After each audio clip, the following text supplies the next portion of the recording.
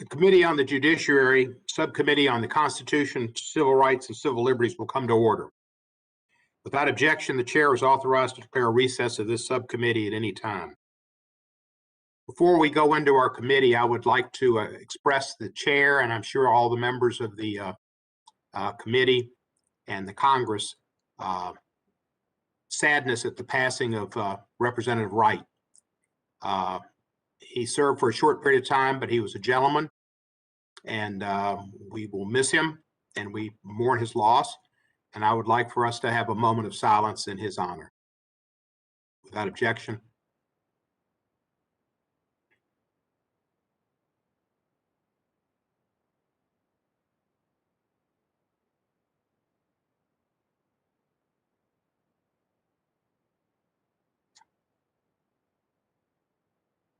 Thank you.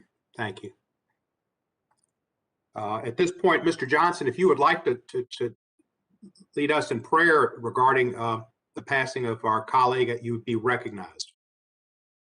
Thank you for that, Mr. Chairman. Very much appreciated. Our colleague Chip Roy, who's joining us this morning, was on an interview this morning and knew Representative Wright as well as any of us and said so well. He was a good man, a good family man, and truly dedicated public servant to his constituents and to the country. So thank you for that. I'll lead us in prayer. Thank you. I would just pray, Heavenly Father, thank you for this day, for the work that you put before us, and for all of our colleagues. We're reminded this morning of the preciousness of life and how fleeting it is. And I pray that Representative Wright's example would be one that shines for all of us. He was truly committed to you and to his family and to his country and to all those he served. And so let that be a shining example for us. Let us be reminded of the value of one another, and that life is short, and we make the most of it. So we pray for the Wright family, all those involved, his constituents, everyone affected, all of our colleagues as well, and that you bless and continue to bless him and them and the work of our hands. I pray all this, I pray in Jesus' name, amen. Thank you, Mr. Chairman. Yield back. Amen. Thank you. Very well done. Thank you. Now we'll go back to the committee. I welcome everyone to today's hearing on constitutional means to prevent abuse of the clemency power. Before we begin, I'd like to remind members, new and returning, that we have established an email address and distribution list dedicated to circulating exhibits, motions, and other written materials that members might want to offer as part of our hearing today. If you would like to submit materials, please send them to Judiciary Docs. It's Judiciary DOCS at mail.house.gov, and we will distribute them to members and staff as quickly as possible. I will now recognize myself for an opening statement. I am pleased to convene the first hearing of the Subcommittee on the Constitution, Civil Rights, and Civil Liberties for the 117th Congress.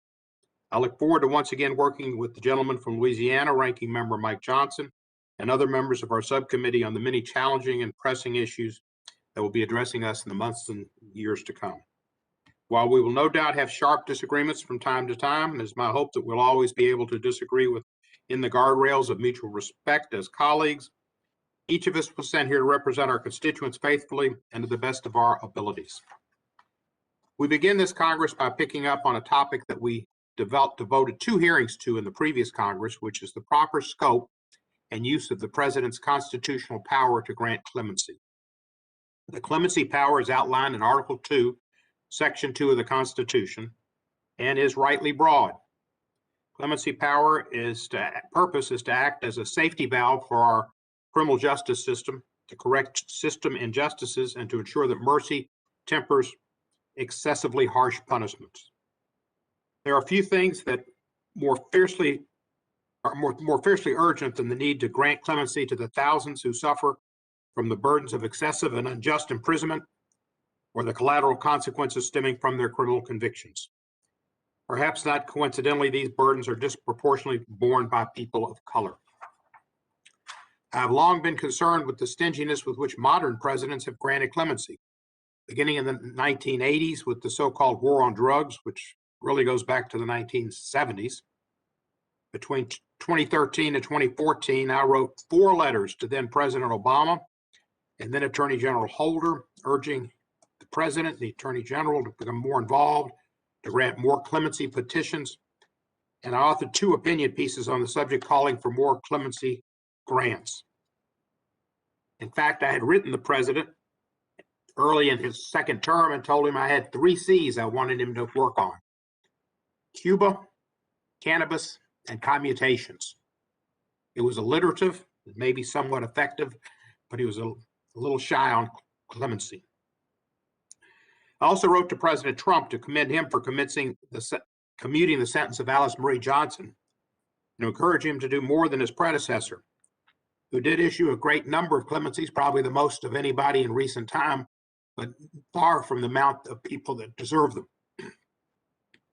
And I asked him if he would do more in granting clemency to many cases like that of Ms. Johnson.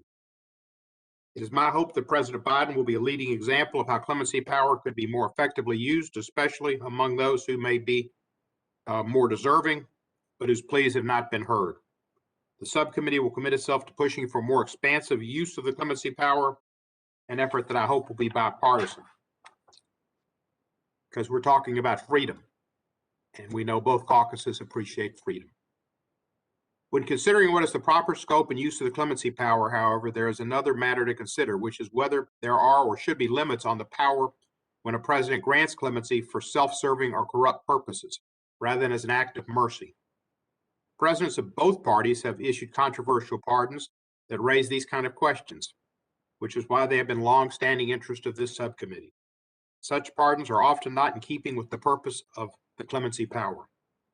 In 2019, the subcommittee considered the question of whether a president could issue a self-pardon, and the consensus among all of the witnesses at that hearing, including the one requested by the minority, was that on balance, the Constitution likely would prohibit self-pardons.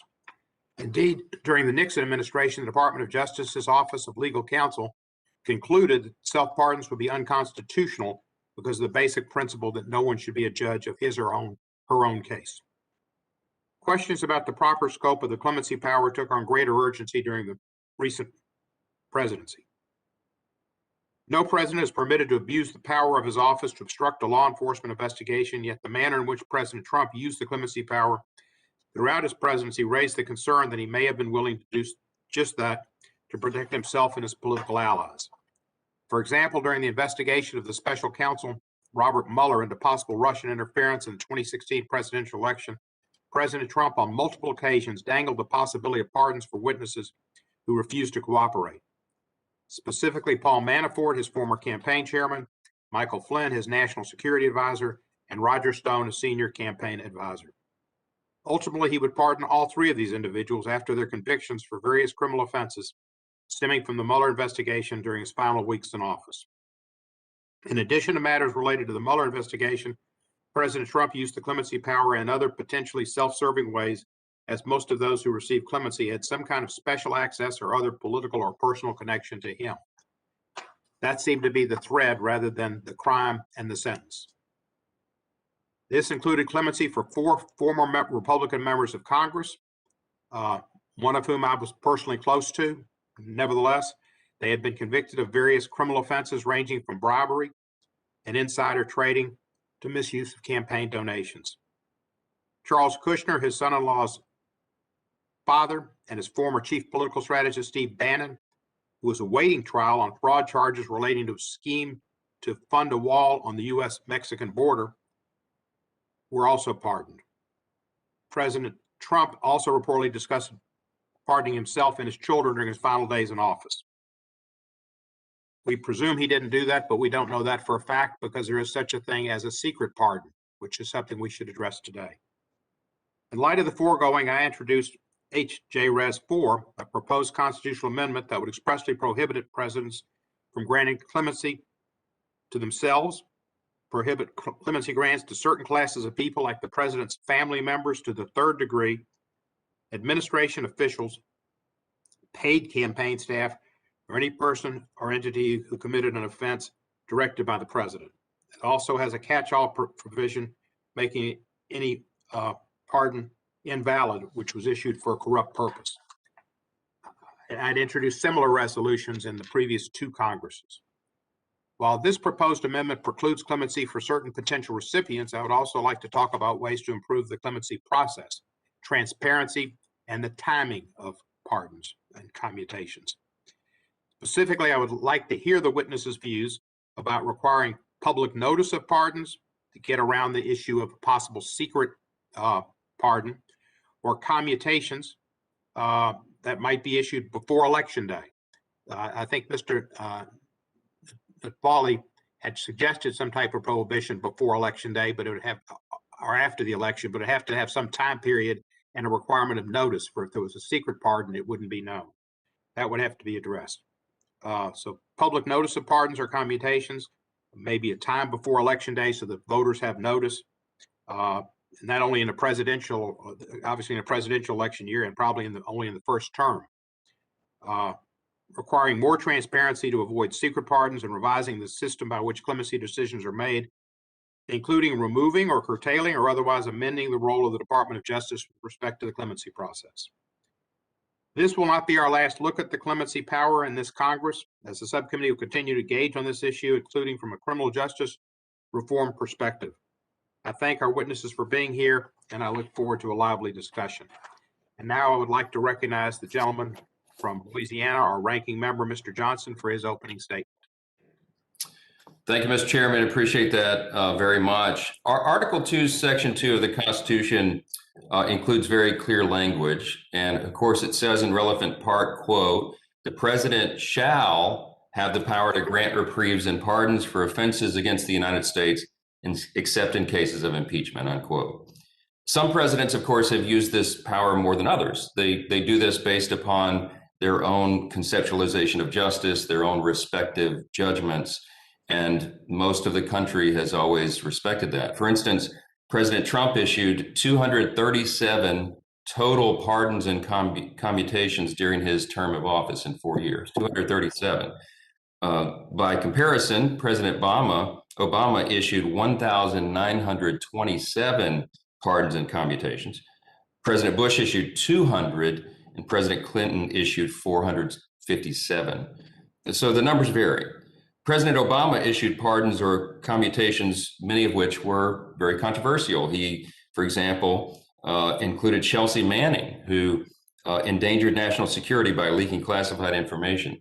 Oscar Rivera Lopez, a top FALN leader and terrorist, and his Joint Chiefs of Staff Vice Chairman James Cartwright, who lied to federal investigators.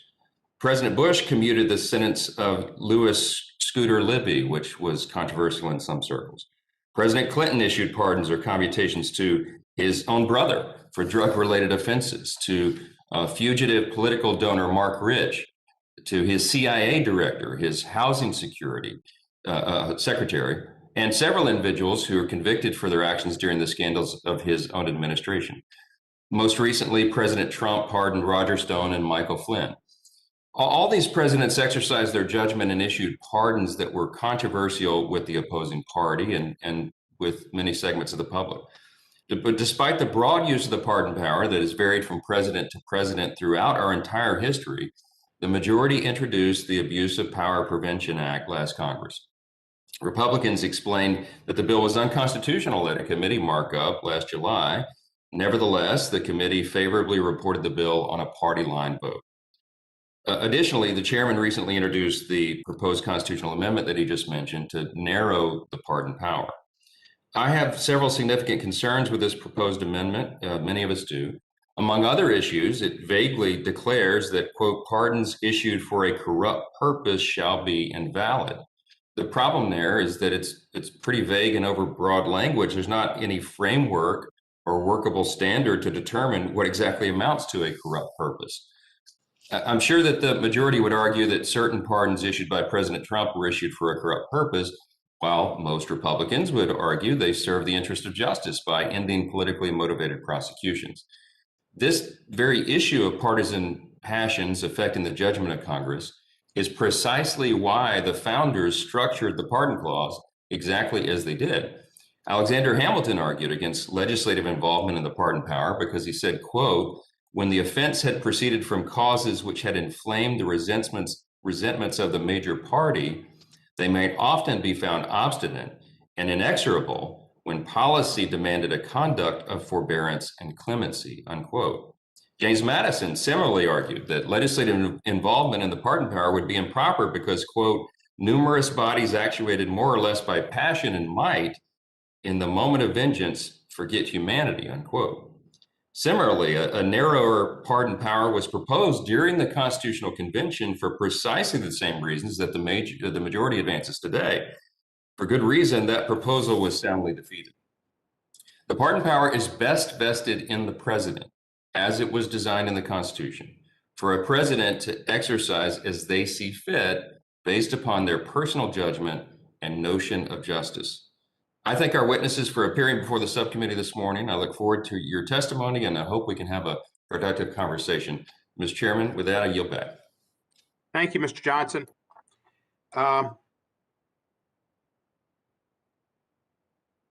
Unanimous consent is requested for submission of the full committee chairman, Mr. Nadler's opening statement for the record.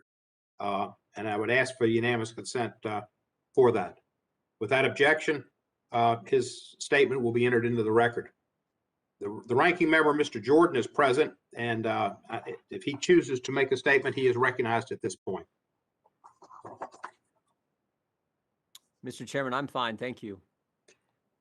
All right, Mr. Jordan, thank you and welcome. Now we'll go to witness introductions. We welcome our witnesses and thank them for participating in today's hearing. I will now introduce each witness, and after that introduction, we'll recognize the witnesses for his or her oral testimony. Please note that your written statement will be entered into the record in its entirety. Accordingly, I ask you summarize your testimony in 5 minutes. In the absence of the proverbial timing lights, the green, the yellow, and the red, I will note orally when 5 minutes have elapsed and bang my gavel, otherwise known as a Louisville Slugger miniature bat. There will also be a timer on your screen, so please be mindful. Before proceeding with testimony, I would like to remind all of our witnesses that you have a legal obligation to provide truthful testimony and answers to the subcommittee.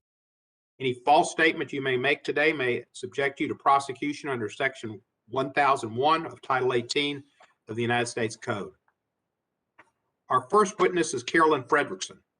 Ms. Frederickson is a distinguished visitor from practice at Georgetown University Law Center and a senior fellow at the Brennan Center for Justice at New York University School of Law. She teaches courses on the legislative process, constitutional law, and democracy. She was previously the president of the American Constitution Society for Law and Policy. She's also had an extensive career serving the government as special assistant to the president for legislative affairs during the Clinton administration, as chief of staff to Senator Maria Cantwell, and as deputy chief of staff and counsel for Senator Tom Daschle. She also served as a law clerk for the Honorable James L. Oaks of the U.S. Court of Appeals for the Second Circuit. Ms. Frederickson received her JD from the Columbia University School of Law, where she was a Harlan Fiske Stone Scholar and served as editor of the Columbia Law Review. She received her BA summa cum laude from Yale University. Ms. Frederickson, you're now recognized for 5 minutes. Thank you so much, Mr. Chairman. I'm really pleased to have the opportunity to appear before you today on this important topic. As has been said, the pardon power gives the president the power to address injustices and show mercy. However, the breadth of this power has made it susceptible to misuse. Just before leaving office in 1992, President George H.W. Bush pardoned former Secretary of Defense Caspar Weinberger and 5 others convicted in the Iran-Contra scandal. And President Bill Clinton's pardon to Mark Rich, a fugitive felon who'd been indicted for fraud and tax evasion and was the ex-husband of a major donor to both the Clinton Foundation and Hillary Clinton's Senate campaign, was rightly criticized. But former President Trump has gone even further in granting questionable pardons. On his final day, Trump pardoned 74 people and commuted the sentences of 70 others, including Salomon Melgen, who was convicted of defrauding Medicare to the tune of $75 million. The pardon power was intended to be a benevolent power, but there are several well-recognized limits on its exercise. It only extends to federal crimes. It may not be used to obstruct justice, and a self-pardon is constitutionally suspect. Congress could, of course, reform the pardon power by a constitutional amendment. And as the chairman's proposal would do, it would limit the president's pardon power to grant such a pardon to himself, his family, his administration officials, or campaign advisors, and would prevent pardons for conduct undertaken for a direct and significant personal benefit of the president, his family, officials, or for crimes committed in cooperation with the president. The chairman rightly states that the power often operates like a get out of jail free card, more than as a grant of mercy to those who've been clear victims of injustice. Congress could also reform the pardon power by creating statutory limits. There is a bill introduced by Representative Adam Schiff, which would propose two important reforms. In cases of covered offenses, his bill would require that DOJ and the president provide congressional committees with materials relating to the prosecution, as well as the pardon. And it would strengthen the bribery statute by clarifying its application to the president and vice president, that it's an official act to grant a pardon or commutation, and that such a grant is a thing of value. Thus, the amendment would ensure, the bill would ensure that any offer of a pardon or a pardon itself would be a criminal act if part of a corrupt exchange. And it would also declare presidential self-pardons invalid. There's strong reason to believe this legislation would withstand constitutional challenges. It's widely accepted that Congress may impose criminal penalties on a presidential pardon intended to bribe a recipient. Since the legislation does not attempt to circumscribe the actual grant of a pardon, it does not tread near the president's Article II powers. And DOJ has issued two opinions that are consistent with this understanding. In October 1995, there was an opinion that stated the application of the bribery statute raises no separation of powers question, let alone a serious one. According to OLC, the Constitution confers no power in the president to receive bribes as it specifically forbids any increase in the president's compensation for his service while he's in office, which is what a bribe would function to do, and because the Constitution expressly authorizes Congress to impeach the president for bribery. With respect to a president's pardon of him or herself, as is well known, in 1974, there was another OLC opinion that stated that such a pardon is illegitimate. There's another bill meriting consideration authored by Representative Krishnamurti, which would require the president to publish the issue date, recipient, and full text of each pardon or reprieve granted. Even if not limiting to whom or for what reason a pardon could be granted, such legislation would bring public attention to ill-considered grants. Another area where Congress can help police the pardon power is its oversight function. After President Clinton pardoned Mark Rich, Congress engaged in a thorough and bipartisan investigation. Although no criminal charges were issued, Congress did uncover some highly questionable behavior, including efforts by President Clinton's half-brother and brother-in-law to lobby for pardons in exchange for pay. As has been noted, the president's power is an awesome power, a power for good. It is often used, however, or it is not often enough used for good, and it is sometimes used in a way that's abusive. And Congress is right to take up the task of restoring the pardon to its status as a benevolent power. Thank you. Thank you, Ms. Frederickson. You've obviously been here before because you know how to do 5 minutes on the nose. Our next witness is Karen Hobart Flynn. Ms. Hobart Flynn is the president of Common Cause, a position she's held since 2016. Common Cause is a nonpartisan grassroots organization dedicated to upholding the core values of American democracy, working to create open, honest, and accountable government and promote equal rights and opportunity for all and empower people's voices in the political process. Ms. Hobart Flynn has been with Common Cause for the last 28 years in various capacities. In that time, she's worked to expand Common Cause's efforts with respect to election administration reforms, curbing the outsized influence of big money in politics, and ethics and accountability reforms. She has written and spoken frequently on democracy issues, including about influence of money in politics, voting rights, and ethics and conflict of interest reform for elected officials. Ms. Hobart Flynn, you are recognized for 5 minutes. Thank you, Chairman Cohen, for inviting me to testify at this important hearing. Mr. Chairman, Ranking Member Johnson, and members of the subcommittee, I am pleased to be here as president of Common Cause, a national nonpartisan organization with more than 1.5 million supporters working for an open and accountable democracy. The pardon power is a potent tool to advance justice. Unfortunately, it can also be misused to obstruct justice. This warrants congressional action, and I hope my testimony today will help you with your task. First, I must say that no discussion about executive clemency is complete without first acknowledging the broader problems of our criminal justice system. Systems of mass incarceration continue to ravage communities, often violently wrenching Black and brown people out of their homes and dumping them in steel cages at alarming rates. Racist public policies continue to have disparate, inequitable impacts on Black and brown people and communities.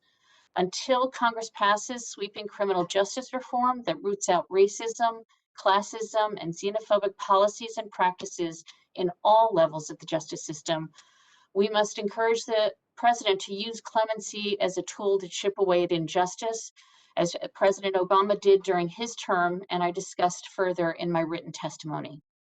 But elections have consequences, including those for seeking clemency.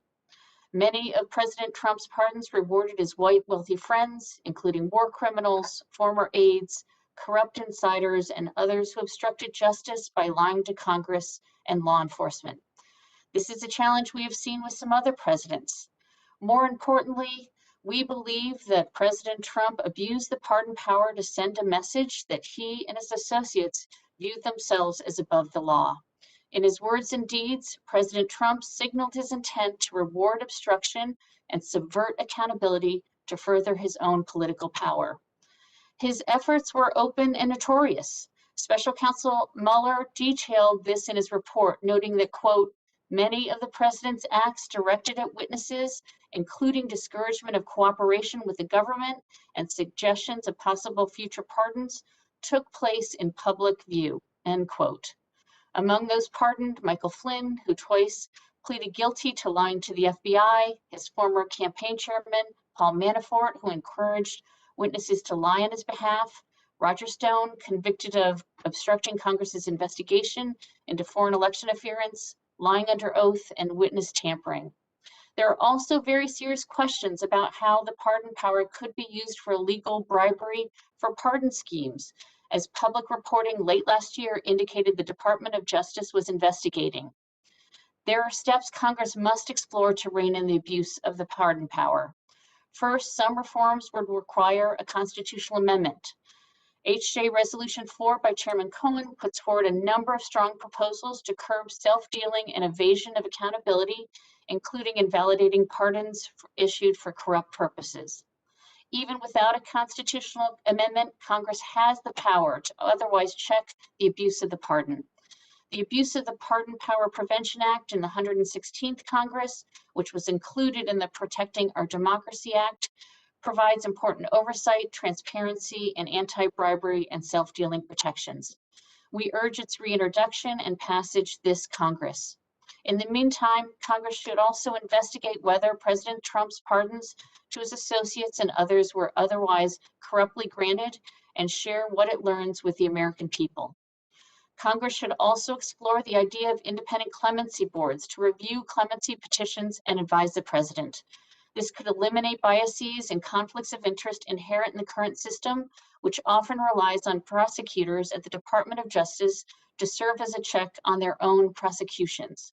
Members of such a clemency board should reflect our country's diversity and be representative of stakeholders inside and outside the criminal justice system. Mr. Chairman, I believe that democracy is resilient, but it takes work to ensure that it lives up to its promise. It will continue to be stress tested. I urge the committee to take the steps that are necessary to advance justice for all, protect the rule of law, and end the racial inequities in our legal system. The pardon power is one important part of what must be a comprehensive approach. Thank you, Mr. Chairman, and I look forward to the committee's questions. Thank you very much, Ms. Albert Flynn. I appreciate your testimony and your service with Common Cause. Our next witness is Mr. Josh Blackman. He is a professor at law at the South Texas College of Law in Houston, Texas, where he specializes in constitutional law, law and technology, and the study of the United States Supreme Court. He is the author of 59 published articles, 3 books, and numerous amicus briefs, and is the editor of a case book on constitutional law. He received his JD magna cum laude from George Mason University School of Law, where he served as articles editor of the George Mason Law Review. He received his BS magna cum laude from Penn State University, the Pennsylvania State University. He was a law clerk for the Honorable Danny J. Boggs of the U.S. Court of Appeals for the Sixth Circuit and for the Honorable Kim Gibson of the U.S. District Court for the Western District of Pennsylvania. Professor Blackman, you are recognized for 5 minutes. Thank you. Chairman Cohen, Ranking Member Johnson, thank you for inviting me to testify. My name is Josh Blackman, and I'm a constitutional law professor at the South Texas College of Law at Houston. People often think that the courts have a monopoly on interpreting the Constitution. They don't. As we speak, the House managers are trying President Trump for violating the Constitution, and here we will discuss the constitutional means to prevent abuse of the clemency power. In my brief opening remarks, I'd like to make 3 primary points. First, I will discuss an important purpose of the pardon power. Second, I will consider proposed statutory regulations of the pardon power. And third, I will talk about H.R. 4, a proposed constitutional amendment that would limit presidential clemency. Today, people often view the pardon power as a form of error correction. For example, the courts made an error by imposing an unjust sentence, or prosecutors pursued an unjust charge. But as originally understood, clemency could serve a greater purpose. In Federalist Number 74, Alexander Hamilton identified the, quote, principal argument for the pardon power, quote, restoring the tranquility of the Commonwealth. Pardons do not merely help individuals. Presidents can issue pardons to advance broader public policies. Some of the most famous pardons in American history serve this purpose. President Washington pardoned participants in the Whiskey Rebellion. President Jefferson pardoned those convicted under the Sedition Act. After the Civil War, President Johnson pardoned former Confederates. Each of these decisions was unpopular in some quarters, but in each case, the president used his pardon power to pursue the common good as he saw it. This history brings me to my second point. Last summer, this committee marked up the Abuse of Pardon Prevention Act. I criticized this bill in a post I co-authored for Lawfare with my colleague Seth Barrett-Tillman, who was a lecturer at the Maynooth University Department of Law in Ireland, and I will submit that post for the record. In short, this proposed bill would alter the presidency such that he would now second-guess his official actions for fear of prosecution. Congress should not empower federal prosecutors through the power of the criminal process to dictate what the public interest is.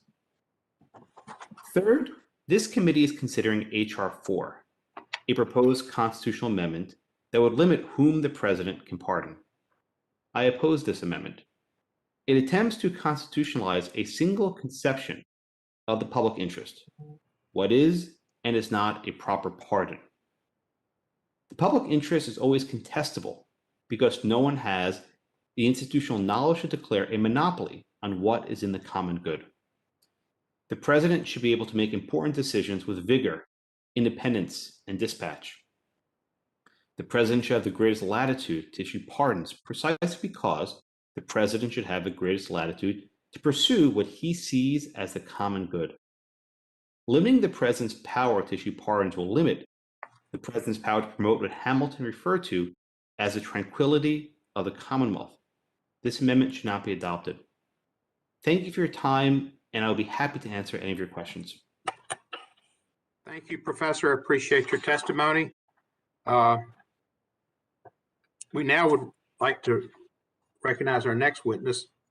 And I'm going to have to ask you to help me with the pronunciation of your name. Is it not Vali?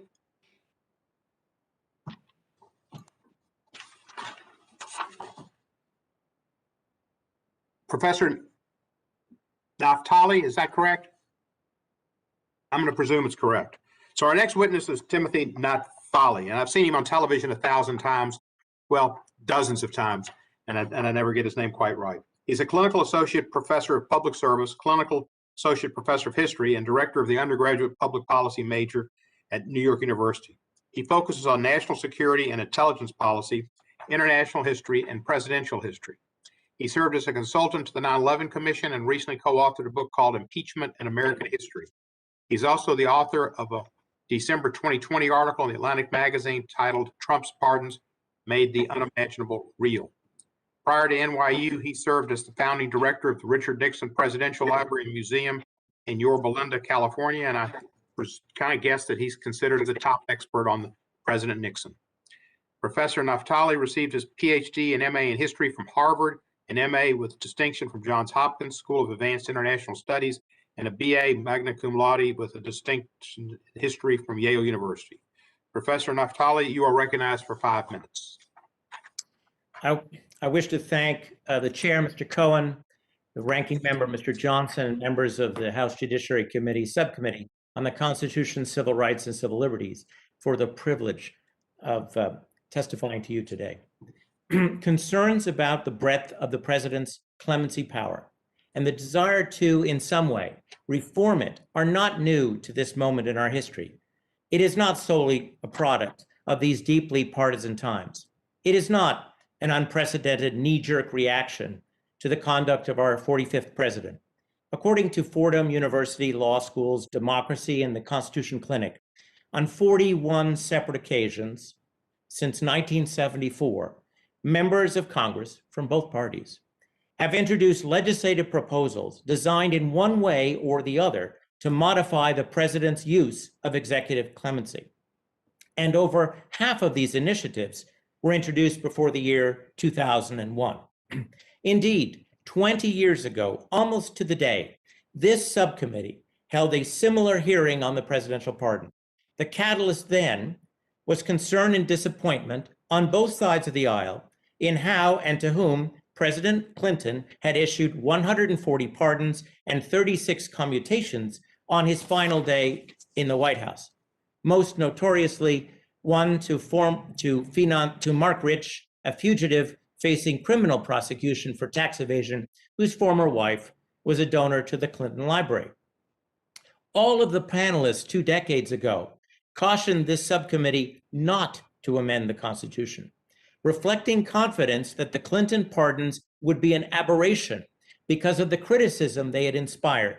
Quote, "I very much doubt that future presidents will need to be restrained in their use of pardon power," one panelist argued, given the in terroriam example of the final Clinton grants. I quote our distinguished predecessors with humility. Who knows how well today's testimony will age in 20 years, let alone the rest of us. But I think I can say as an historian that history can only act as a deterrent to bad behavior if we all know it. The last few months, let alone the last 20 years, suggest, at least to this scholar, that we were far too optimistic about presidential pardon behavior 20 years ago. The Clinton pardons should have led to concrete federal corrective action. Today, I will leave most of the discussion of legal precedents to my fellow panelists who are lawyers.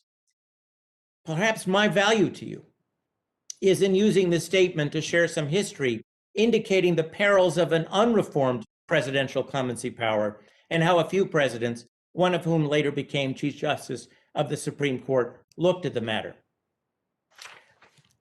The only president to have joined the Supreme Court after leaving office, of course, was William Howard Taft. And therefore, he is a unique witness, if you will, on looking at the pardon from both the perspective of 1600 Pennsylvania Avenue and that of the Supreme Court. In a book that he wrote as a law professor before he came back to federal service, when he was appointed to the court, he wrote, "The duty involved in the pardoning power is a most difficult one to perform because it is completely within the discretion of the executive and is lacking so in rules or limitations of its exercise. The only rule he can follow is he shall not exercise it against the public interest." When he became Chief Justice, he had to look at a case that involved contempt of court. The question that was raised was, can the pardon be used in a way to protect those whose actions threatened our very system of justice. And he concluded, yes, the pardon power is unfettered. But, he added, there is always the possibility of impeachment as a corrective action, as a deterrent. My belief in the need for corrective action is founded on what I learned about our nation's 37th president, Richard Nixon, from publicly available materials at the Nixon Library when I was director. In my prepared statement, and in our questions perhaps, I will detail or discuss the cynicism and the lawlessness that attached to President Nixon's approach to the pardon power. Although he did not issue the pardons that he dangled, his dangling of pardons not only became part of Article 1 that was passed by your committee in a bipartisan matter in 1974, but no doubt led to perjury. Therefore, even regardless of our 46th president, the Nixon precedent alone is an argument for not allowing this power to be unrestrained, particularly in a partisan age where the tool of impeachment, I would argue, is no longer as much of a deterrent on bad pardons as our founders who lived in a pre-partisan age assumed it would be. Thank you for your time. I welcome your questions. Thank you, Professor. Appreciate your being with us and your life's work. We'll start with questioning now, and I will take the first round of questions. We will have the end of the 5-minute rule, and I'll recognize myself for 5 minutes. First, I'd like to ask Ms. Hobart Flynn, according to your testimony, President Trump's clemency grants overall, quote, created the appearance and reality of a two-tracked justice system, one for the president's associates and another one for everyone else.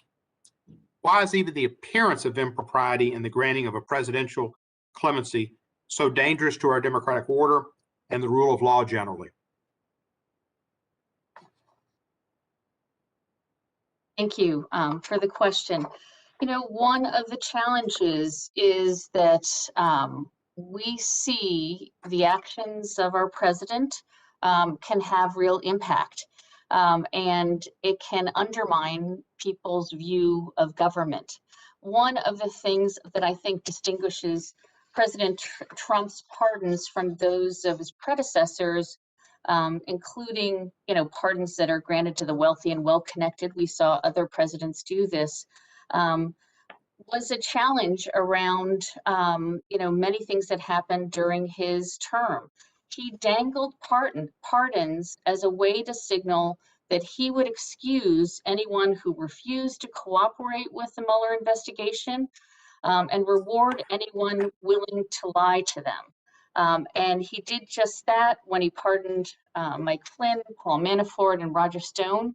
As recounted in Special Counselor Mueller's report, Trump criticized witness cooperation with the Mueller team, referring to cooperation as flipping and stating that flipping was not fair and almost ought to be outlawed. That's a quote. President Trump commented that it was very brave that his former campaign chairman, Paul Manafort, did not flip. And in response to a question about a potential pardon for Manafort, Trump said it was never discussed, but I wouldn't take it off the table. Why would I take it off the table? End quote. Meanwhile, President Trump's lawyer, Rudolph Giuliani, raised the possibility of a pardon for Manafort in interviews with the press, telling the New York Daily News, for example, when the whole thing is over, things might get cleaned up with some presidential pardons, end quote. These kinds of actions raise the specter that the president is above the law and can use something like a tool, the presidential pardon, in ways to help himself. And that is not what the founders thought of when they were talking about the pardon. The power of the pardon is extensive, but it needs to be viewed in the context of other provisions of the Constitution that requires the president to uphold the law and the Constitution. So this is not a tool to put his own, you know, his own worries about how he could be judged in the Mueller investigation in terms of Russian interference. And Ms. that Holbrook kind of Flack, activity is undermining to people's view of their government. in fact, let me go to Ms. Frederickson, although you would be just as a good a witness for this. The appearance of a conflict of interest is important. And Professor Blackman said certain changes should not be constitutionalized in prohibiting clemency because of a single conception of the public interest.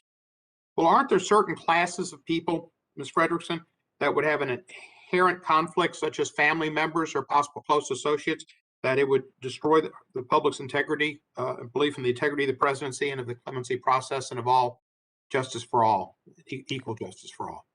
Well, I think that's absolutely true, Mr. Chairman, that there are certain classes of people for whom the grant of a pardon raises immediate questions about conflicts of interest, self-interestedness, and lack of public interest. As Chief Justice Marshall said in 1833, the pardon power is supposed to be an act of mercy. That's the historical origins of it. That's what the framers of the Constitution believed it was designed to do. It was a benevolent power.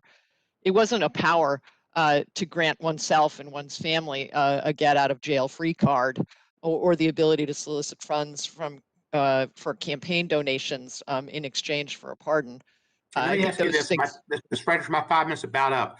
But you mentioned in your testimony about somebody that committed like $25 million worth of fraud, and there was something, I think, a pardon of a man in Florida who had done Medicaid fraud, and a man in another state that had done different fraud. There were a bunch of frauds in the tens and tens of millions of dollars. Could that in any way be seen as just as one of the statements about just a difference of opinion of the political parties and how they view justice? Well, that's starting to get into the gray area. I think what is most the committee and the legislation that we're considering is most appropriately focused on quid pro quo pardons, which are certainly out of the bounds. I think the constitutional amendment could clearly get at a more circumscribed view of the public interest. I don't understand how it could be in the public interest to pardon somebody who has ripped off the government and Medicare for $75 million worth of funds by encouraging ill senior citizens to have more treatments than they needed. It's hard to contemplate how that could possibly be in the public interest. Thank you, Ms. Frederickson, and my time is over, and I'd like to recognize the ranking member, Mr. Johnson, at this point. Thank you, Mr. Chairman. I've got a few questions for Professor Blackman, and I just wanted to start first and clarify something. Isn't it true that the Supreme Court has long affirmed that the president's pardon power is not subject to any legislative control at all? Absolutely. Going back almost 160 years, there was a case called Ex parte Garland. In that case, the Supreme Court held that there's basically no limitations in the pardon power. And this really hasn't been challenged by the Supreme Court. They've reaffirmed in other cases since. So I think your reading of the case law is correct, Representative. So thank you for clarifying that. I think it's important for the full context of all this. And you've also, as you noted, you publicly opposed House Joint Resolution 4. Among other things, it would invalidate any pardon issued for a corrupt purpose. That's the quote, the language taken right out of the resolution. What's your understanding of that phrase, and why is that so problematic? I think it's really important that we focus on the word corrupt. The chairman mentioned this word corrupt. My good friend Carolyn Frederickson mentioned the word corrupt. This is a word in which people disagree. Federal prosecutors often have a lot of difficulty proving what is a corrupt intent. You know, the classic example, I give a politician a suitcase full of cash in exchange for some sort of public service. Okay, I'm okay with that. That's corrupt. But when we're talking about something a little bit more blurry, for example, when someone says there's some sort of unjust prosecution and he determines that in order to end this unjust prosecution, we need to issue a pardon. Under the proposed statute, that could be a thing of value, right? You're giving a thing of value to perhaps end an investigation, but that's still a public act and one which the president has. I'll be very hesitant to push the boundaries of what is and is not a bribe in a constitutional amendment or this proposed statute. Thank you for that. House Joint Resolution 4 is not the first time, of course, that our Democrat colleagues have used legislation about pardons to target President Trump. Last Congress, Representative Adam Schiff introduced H.R. 7694, the Abuse of the Pardon Prevention Act. This committee reviewed that legislation last summer. Professor, you authored an article concluding that the bill would have criminalized politics. And can you elaborate on that a little bit, explain what the problem is there? Sure, and I think the statute suffers from a similar problem that the amendment does. It uses this word corrupt and allows federal prosecutors to decide when the president's acting in the public interest and when he's not. Basically, corrupt is going to be the opposite of whatever the prosecutor thinks is in the public interest. And I think it's dangerous. The pardon is a political act. It's a public act. I actually agree with the chairman that the secret pardons are problematic, and I'm going to go with him on that one. But to the extent that these pardons are public, the president can take the political flack for it. And if there's an abuse of power, impeachment's the remedy. James Madison said so 200 years ago. I don't think that legislation or even an amendment is the right way to ex ante in advance try to limit this authority. Very good. This may be my last question. We're running out of time, but I was intrigued by what Professor Naftali just testified to in his premise that there are some pardons that are so egregious that it really does require amendment of the Constitution or some other corrective action, as he said. And he noted President Clinton, who is probably the most notorious abuser of the pardon power, at least in the modern era, for all the things he did.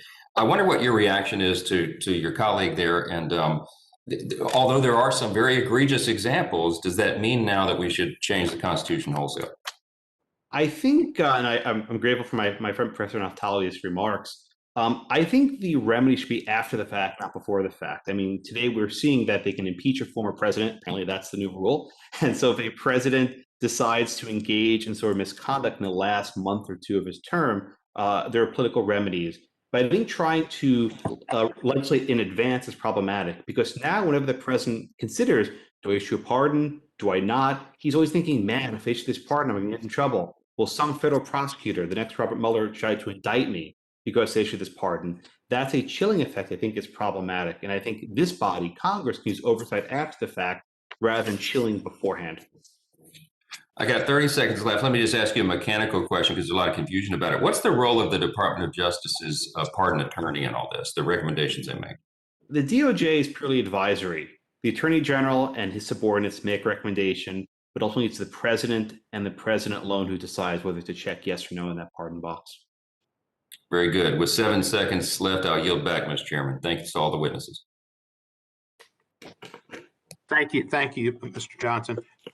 Next for questioning is Ms. Ross, a new member from North Carolina, and you're welcomed and you're recognized. Thank you so much, Mr. Chairman, and thank you to all of the witnesses. This has been a fascinating morning, and thank you for your perspectives and for your scholarship. I have a couple questions for Ms. Frederickson, just to narrow down when there could ever be an abuse of the pardon power. And the first question is, can the president's exercise of the pardon power, clemency, ever violate our current criminal laws prohibiting obstruction of justice or bribery?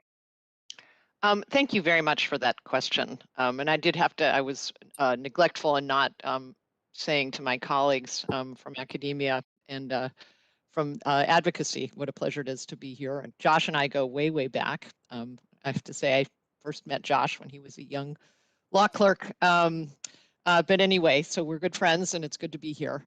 Your question is a very important one, and I appreciate it. As I stated in my written testimony, there is actually already wide consensus that certain kinds of pardons could be considered criminal acts.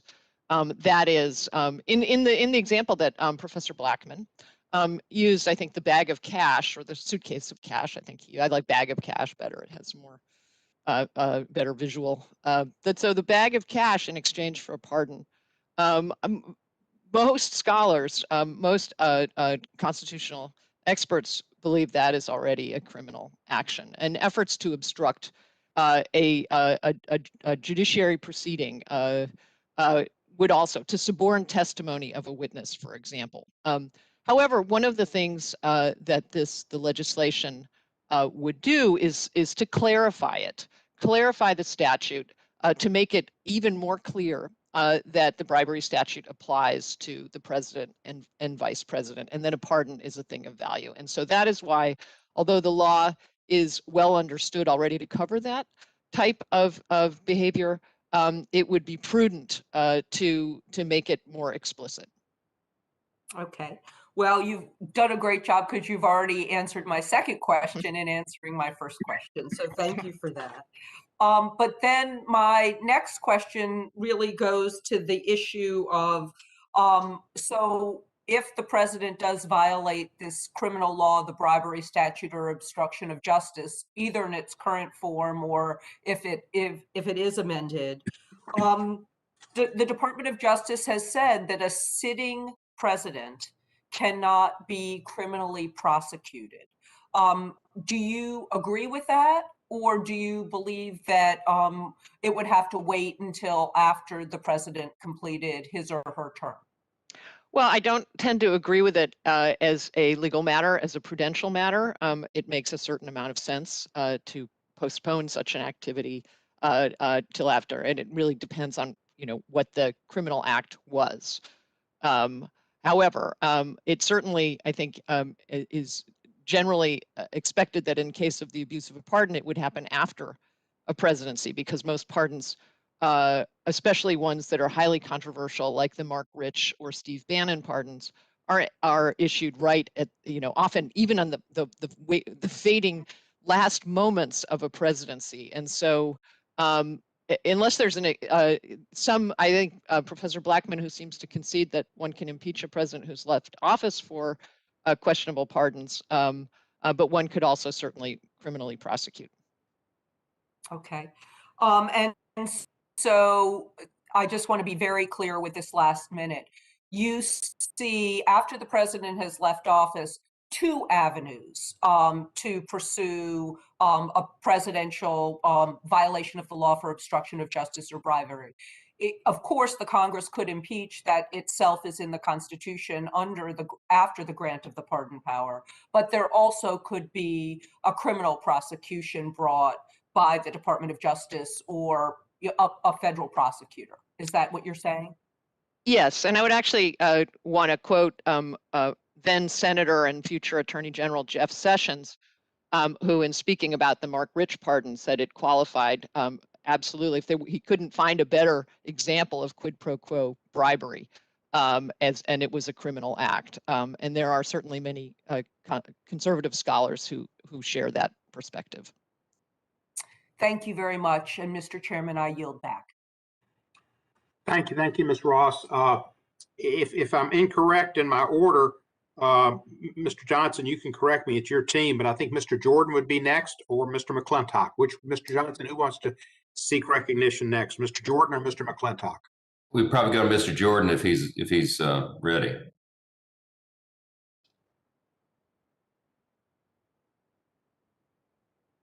I guess He may not be.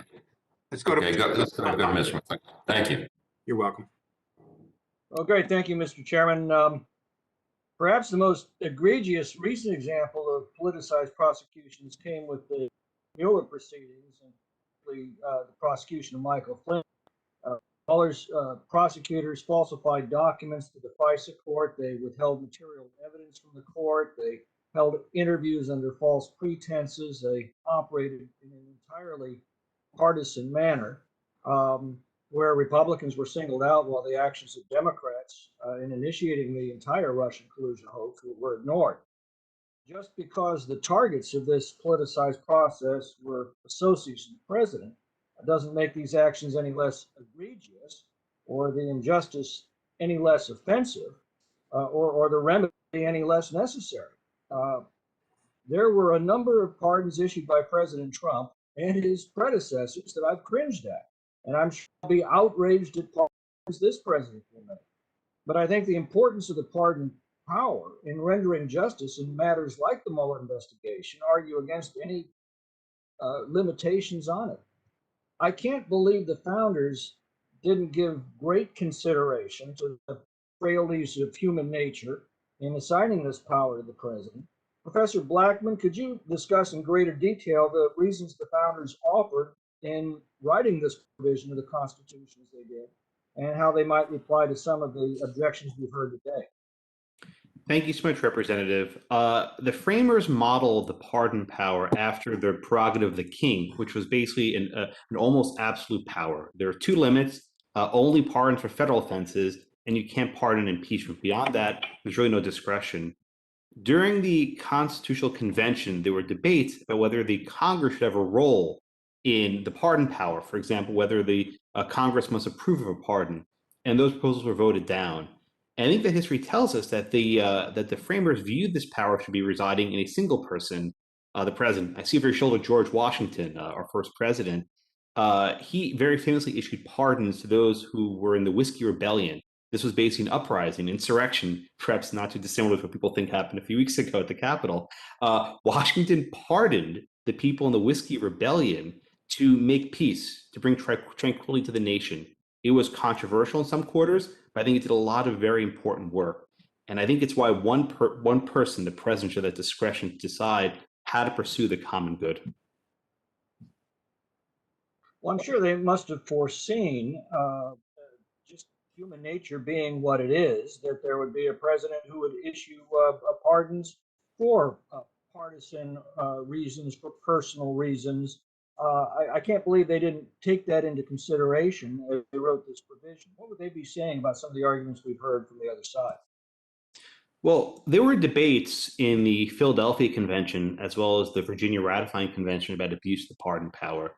George Mason, who was invoked earlier, was very much worried about the president basically using the pardon to cover up his own crimes. And James Madison said the remedy in that case is impeachment. And I think that's probably the right answer. The pardon itself will remain valid, but the president can be convicted, removed from office, and apparently now under the prevailing wisdom, he can be convicted even after he leaves office. So there's still some teeth in Congress to punish them. But again, these are public acts, right? I don't like the secret pardons. That's not how this is supposed to work. It's a public act. We know what it is, and the president can be judged politically for his actions. Yeah. Thank you. Thank you. You're back. Thank you, Mr. McClintock. Next is the distinguished gentleman from the great state of Georgia, the Peach State, and the home of the Atlanta airport, and one of my favorite chicken restaurants, Mr. Hank Johnson.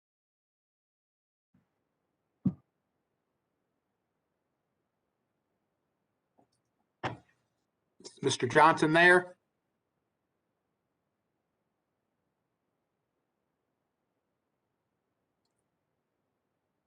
Just trying to get unmuted, Mr. Cohen.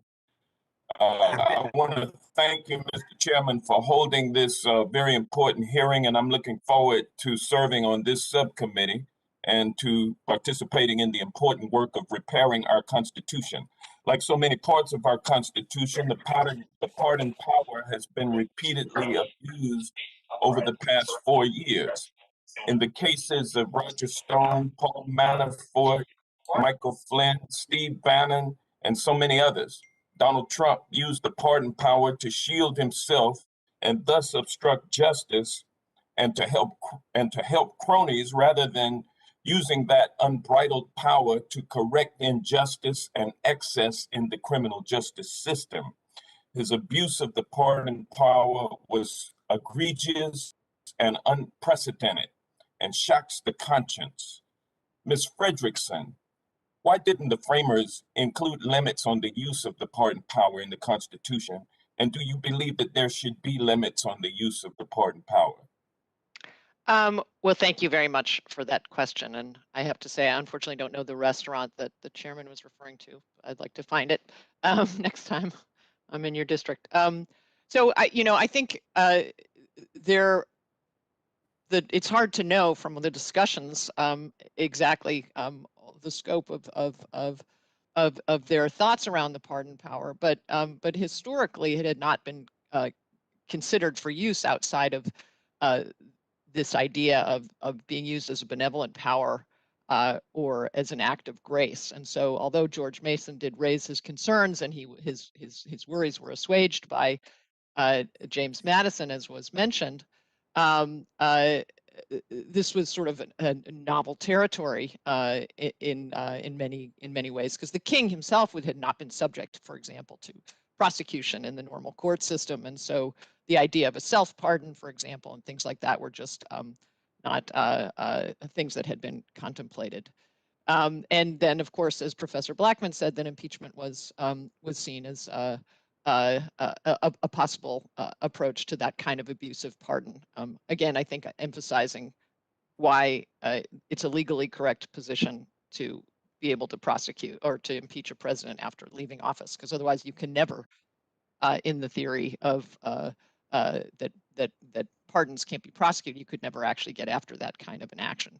But so I think that there was not really a contemplation of the kind of criminal actions that might take place that a pardon might be used for, which does not mean that the founders thought that everything possible that a president could do was exempt under his Article 2, Section 2 powers to pardon. Well, let me ask you this. During the Trump administration, we watched time and time again as President Trump shamelessly dangled the promise of a pardon to keep potential witnesses against him silent. To your knowledge, has any other president in the history of this country ever so abused the pardon power? Well, you know, as Professor Blackman has noted, there has been this the possibility of secret pardons. So to some extent, we may not know, but certainly this past 4 years has raised significant concerns about the pardon being used as an obstructive device, as a way of obstructing justice, as a way of obstructing actual proceedings in court, which I think there, you know, as I said earlier, it's a very widely held position that those kinds of actions are actually crimes in and of themselves. And so therefore, even if the president could pardon somebody for an initial act, the act of exchanging a pardon for suborning testimony would be a crime separate from the one that was pardoned by the president and could be subject to prosecution. Well, let me ask, thank you, ma'am. Let me ask Ms. Hobart Flynn, did President Trump's abuse and perversion of the pardon power do damage to our democracy, and if so, how?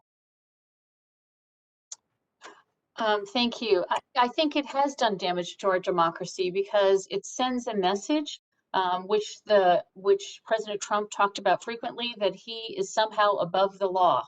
He talked about shooting someone in the street and nobody doing anything about it.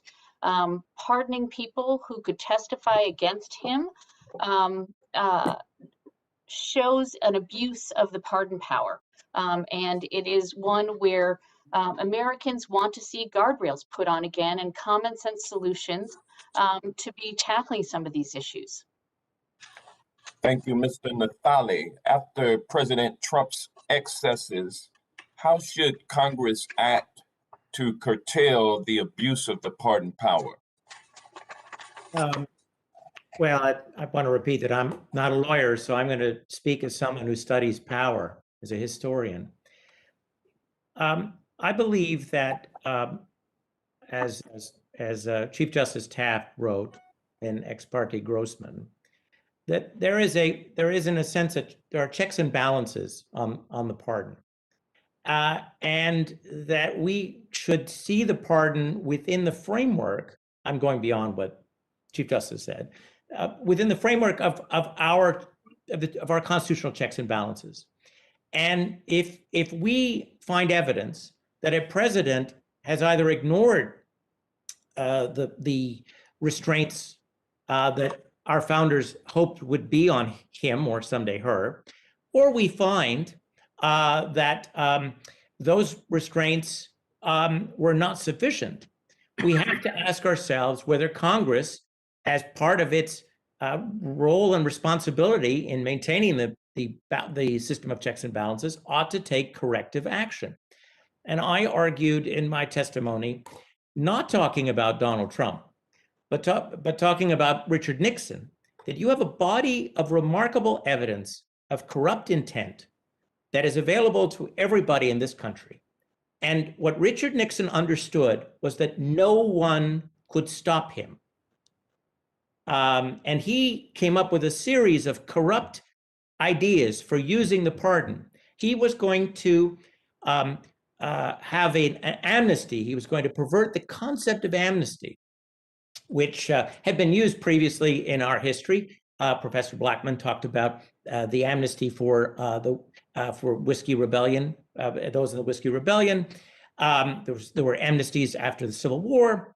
There was an amnesty that President Carter signed regarding the Vietnam War. President Nixon perverted that idea in order to find a way to cover releasing the Watergate burglars. So he looked for Democrats, in this case, anti-war dissenters, members of Vietnam Veterans Against the War, who had been indicted, and ultimately, by the way, were cleared of this, had been indicted for planning to disrupt the 1972 Republican Convention. He said, please keep them under indictment. Hold them under indictment. This is on tape. He said, we need them under indictment so that after the election, we can let them go. I'll pardon them, and I'll pardon the Watergate burglars.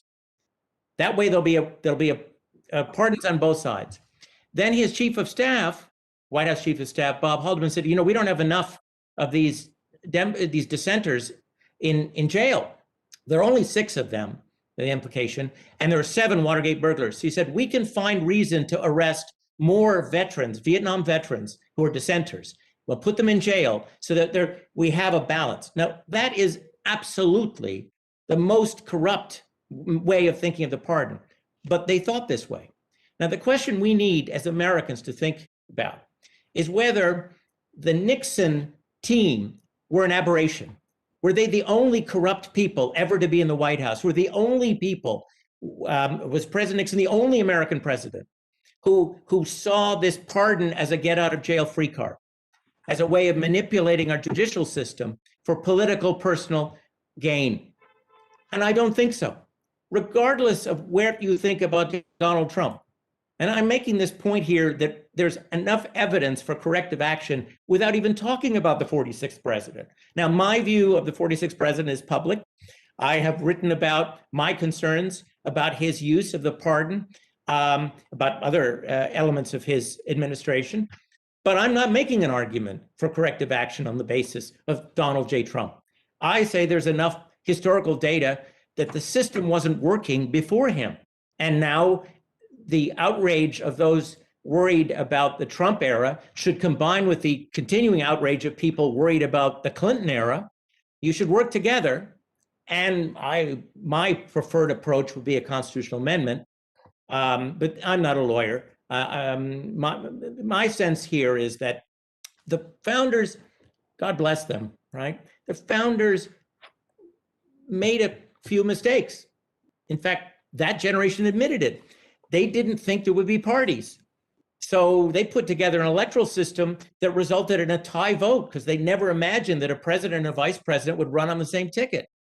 Well, we're still cleaning up wreckage after 2 Republican presidents, and I think your testimony is quite elucidating, and I thank you for it. And with that, I will yield back. Thank you, Mr. Johnson, and thank you, Professor, and thank you for gauging it in terms, which is what this committee is intended to do, is a bipartisan approach to correcting a problem that has been bipartisanly misused on occasion. Mr. Roy, you're recognized next. I thank the chairman. I first want to just say thank you for recognizing our colleague, Ron Wright, at the outset of this hearing. Mr. Chairman, it means a lot. He's a good friend, fellow Texan, and we're all praying for his family, his wife, Susan, and we'll look forward to celebrating his life later this week.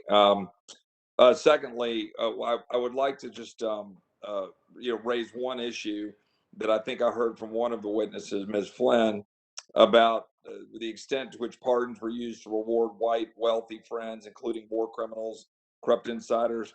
All these actions advance a cynical, corrupt, separate system of justice under President Trump. I mean, look, the pardon power has been used since the very beginning for political purposes. I mean, we can go back to Jefferson. We can go back to every president has done something. And I'd say, I guess that Mr. Natale is basically trying to say that, saying there's some systemic problems, that it cuts across both lines. But that kind of a partisan attack on President Trump, I just wanted to say that I think that, there are some people that might take issue with it, like Alice Marie Johnson, like a host of people, that criminal justice reform activists were advocating that President Trump help, and that the president did, in fact, help. So that broad brushstroke characterization, I think, is wrong and unfortunate, and shouldn't characterize this hearing. I think that the chairman is trying to put together a objective hearing here to try to figure out, what we might want to do on the pardon power.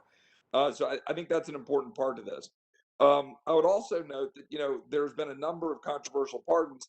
I don't know that we've talked about every single one of them cutting across both lanes. And indeed, the chairman of the Judiciary Committee, Chairman Nadler, was instrumental in pushing for pardon of I think it was the Rosenbergs that were a part of the bombing of the United States Senate in 1983.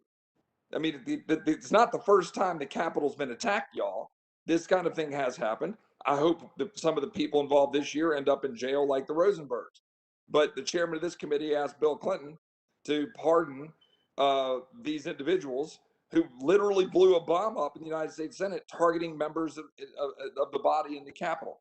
So this is obviously nothing new, and something that I think we ought to be thinking through. The one question I'd have, Mr. Blackman, I'd like your opinion. As we talk about reforms, one of the primary concerns I have about the draft amendment to the Constitution, the Texas Constitution, and look, far be it for me to ever say anything negative about the great state of Texas, but the Texas Constitution is, 400 pages or so. It's long. It's a lot of basically statutory type language in that Constitution. And Professor Blackman, you probably know that. I like, and I believe it is critically important that the United States Constitution is not that it sets out high-level principles, structures of government, Bill of Rights, things that, how we order us and the balance of power between Washington and the states. My concern about this measure is that it starts getting in the weeds. And when you start getting in the weeds in the Constitution, I think that's a problem. It requires amendment and then amendment and then amendment every time you change your views. If we're going to do anything, why wouldn't there be something here that would say, look, one of the problems we have is that these pardons tend to occur on January 19th or 20th, right? They tend to occur right at the tail end when you're in the lame duck. Maybe you say that you could, maybe if you're going to do a structural limitation that might cut across on a bipartisan basis, maybe say pardons have to be finished prior to elections of the president's, term or something along those lines. I guess what I'm saying is, if you're going to have a reform, wouldn't it be better to have a structural reform like that than something that gets into statutory bases with respect to family members? Are we going to say that John Kennedy couldn't have pardoned Bobby Kennedy if there was something that he felt was important to pardon just because his brother happened to be the attorney general? I don't think that's a good path to go down, in my view. Professor Blackman, do you have any thoughts on that? Thank you. I actually did some research, and there were many proposed amendments. Representative Barney Frank of Massachusetts proposed an amendment in 2001 that did exactly what you suggested. It would have banned pardons from October through January 21st of any election year. So basically, before the election until after the inauguration, no pardons can be issued. As far as I know, no action was taken on that amendment, but that's almost exactly what you said, sir. Well, I appreciate that. And I don't even know if that's the right solution. I'm literally just kind of mulling that as we're sitting here talking, because I don't think the right path is to go down in the specifics in the direction that's been laid out here before the committee. And I appreciate that answer, and I'll yield back my time here in a second. But I just think let's keep this as objective as we can and recognize, I think, a significant amount of work done by the Trump administration to help people with criminal justice reform, cutting across color, faith, et cetera, and that every president has issued some pardons that every single one of us would think was somewhat questionable. I yield back, Mr. Chairman. I appreciate it. You're welcome, Mr. Roy. I appreciate your questioning, and I'm not wedded to any principle. I want to get ideas, and we'll kind of move from there. Next, we'll recognize another Houston, Texas, another Texan and another Houstonian, Ms. Sylvia Garcia. Thank you, Mr. Chairman, and please know that we've got some great chicken in Texas. I know we're known for barbecue and Tex-Mex, but we also have chicken. So I actually subscribe to a fried chicken blog. So if the interest is fried chicken, I've got the list of the best fried chicken places in Texas. So with that, I want to get to Ms. Frederickson. and ask her a couple of questions. And you mentioned, as Mr. Blackman, and I think Blackburn and even the chairman, a secret pardon. So is there such a thing? Have secret pardons been revealed at a later time? Have there been any? I mean, I'm just really intrigued by the whole notion. Well, I'm not aware of any secret pardons being revealed after the fact, but there is certainly a question, a legal gray area of whether or not pardons can be issued in secret. Now, the thing that is clear is that if somebody actually is being prosecuted and they want to prevent that, they have to come forward and say they've been pardoned. So in a way, that's how we would have learned if a secret pardon had been issued. But I would like to, if you don't mind, just speak to Congressman Roy's point about the bipartisan potential of this issue and the chairman, and to say that certainly I think adding to or to consideration structural reforms such as timing issues, but also transparency issues. I think Professor Blackman and I are very much on the same wavelength that a pardon absolutely must be under the public eye. Other things that I think would be really important would be to structure the pardon attorney in such a way that there would be deep involvement, which would also be transparent, which is proposed by the legislation, the transparency of the pardon power, but to structure the pardon attorney role so that there would actually be a more benevolent aspect to it. Because I think one of the rightful criticisms has been that even in the pardon attorney's office, prosecutors are often very reluctant to move forward very worthwhile, legitimate requests for commutation and pardon, and having a more an active presence of those who were seeking justice for those who'd been for over incarceration or for over sentencing for the injustice of the criminal justice system.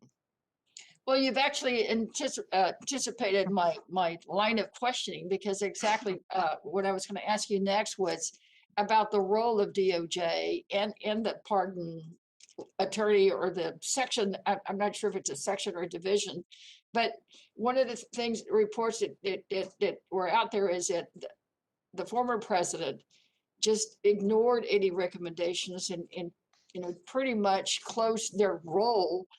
And they were not involved in many of the pardons that he did issue. Do you think that was part of the problem with a lot of the criticism that he got in some of his pardons? Would it be a fix that we can make to make sure that it's structured so that there's always a role for DOJ and the pardon attorney? Well, I mean, I think it's a rightful criticism. One of the aspects of President Trump's pardoning was the very limited role of the pardon attorney, which does serve as an advisory capacity now. But even those very deserving people who were pardoned from the criminal justice system often only received a pardon because of the intervention of a celebrity like Kim Kardashian, and that's unfortunate. Again, as I said, I think there have been criticisms in all administrations of the pardon attorney not being attentive enough to the failures of our criminal justice system, and having a broader understanding of which types of individuals to move forward. It was mentioned how many pardons and commutations President Obama issued, about 1,700.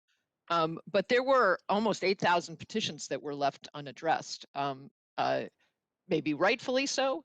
But again, I think that's because the pardon attorney's office may have some inappropriate, needs to be more affirmatively directed towards recognizing the injustice of our criminal justice system. Well, thank you. And Mr. Chairman, with only 8 seconds left, I'll go ahead and yield back. Thank you, Ms. Garcia. I wasn't really thinking of fried chicken. Pascal's in Atlanta is the restaurant I was thinking, and they got the best broiled chicken. Oh, okay. But that's just for Ms. Frederickson's information. Mr. Representative Fischbach, you're recognized next. Well, thank you very, very much. I appreciate that. And I'm coming to you from beautiful state of Minnesota, where we are below zero here, but I am warm inside. So, I appreciate the opportunity to just take a couple of minutes. And Mr. Johnson and Mr. McClintock really covered some of the things that I wanted to ask, but I thought that I might just take the opportunity to offer Professor Blackman a few minutes just to expand on that issue of legislative involvement in the presidential pardon issue.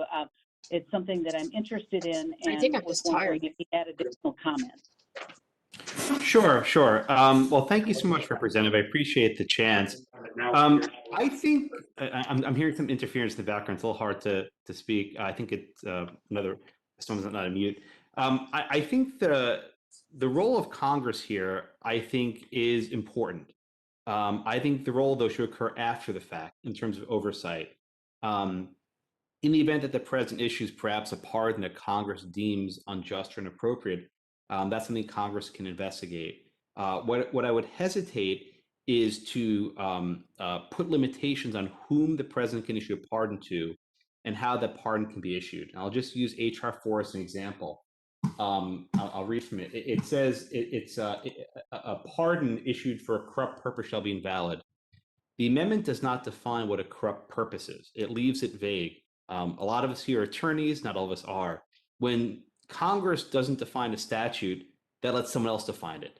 It can let federal prosecutors define the statute, and it can let courts define the statute, right? It lets courts define this language. And I think if Congress wants to actually prohibit some specific act, they need to do something more than just say a corrupt purpose, because that's not something that's self-evident. That's not a term that everyone understands. Do you think of any term that we argue about in the courts, emolument, right? People argue about these things. So if this body wants to put an amendment to prohibit certain kinds of actions, they should spell them out. What does it mean to be corrupt? I think bribery is already prohibited. I think the Constitution says you can impeach for bribery, and OLC has said you can prosecute perhaps a former president for bribery. But there's a difference between bribery and corruption, right? And corruption is one of these catch-all provisions. I think so. Chairman Cohen said a catch-all provision that can sweep in a lot of conduct that is perhaps unpopular, but I don't think fits within the traditional conception of an illegal offense.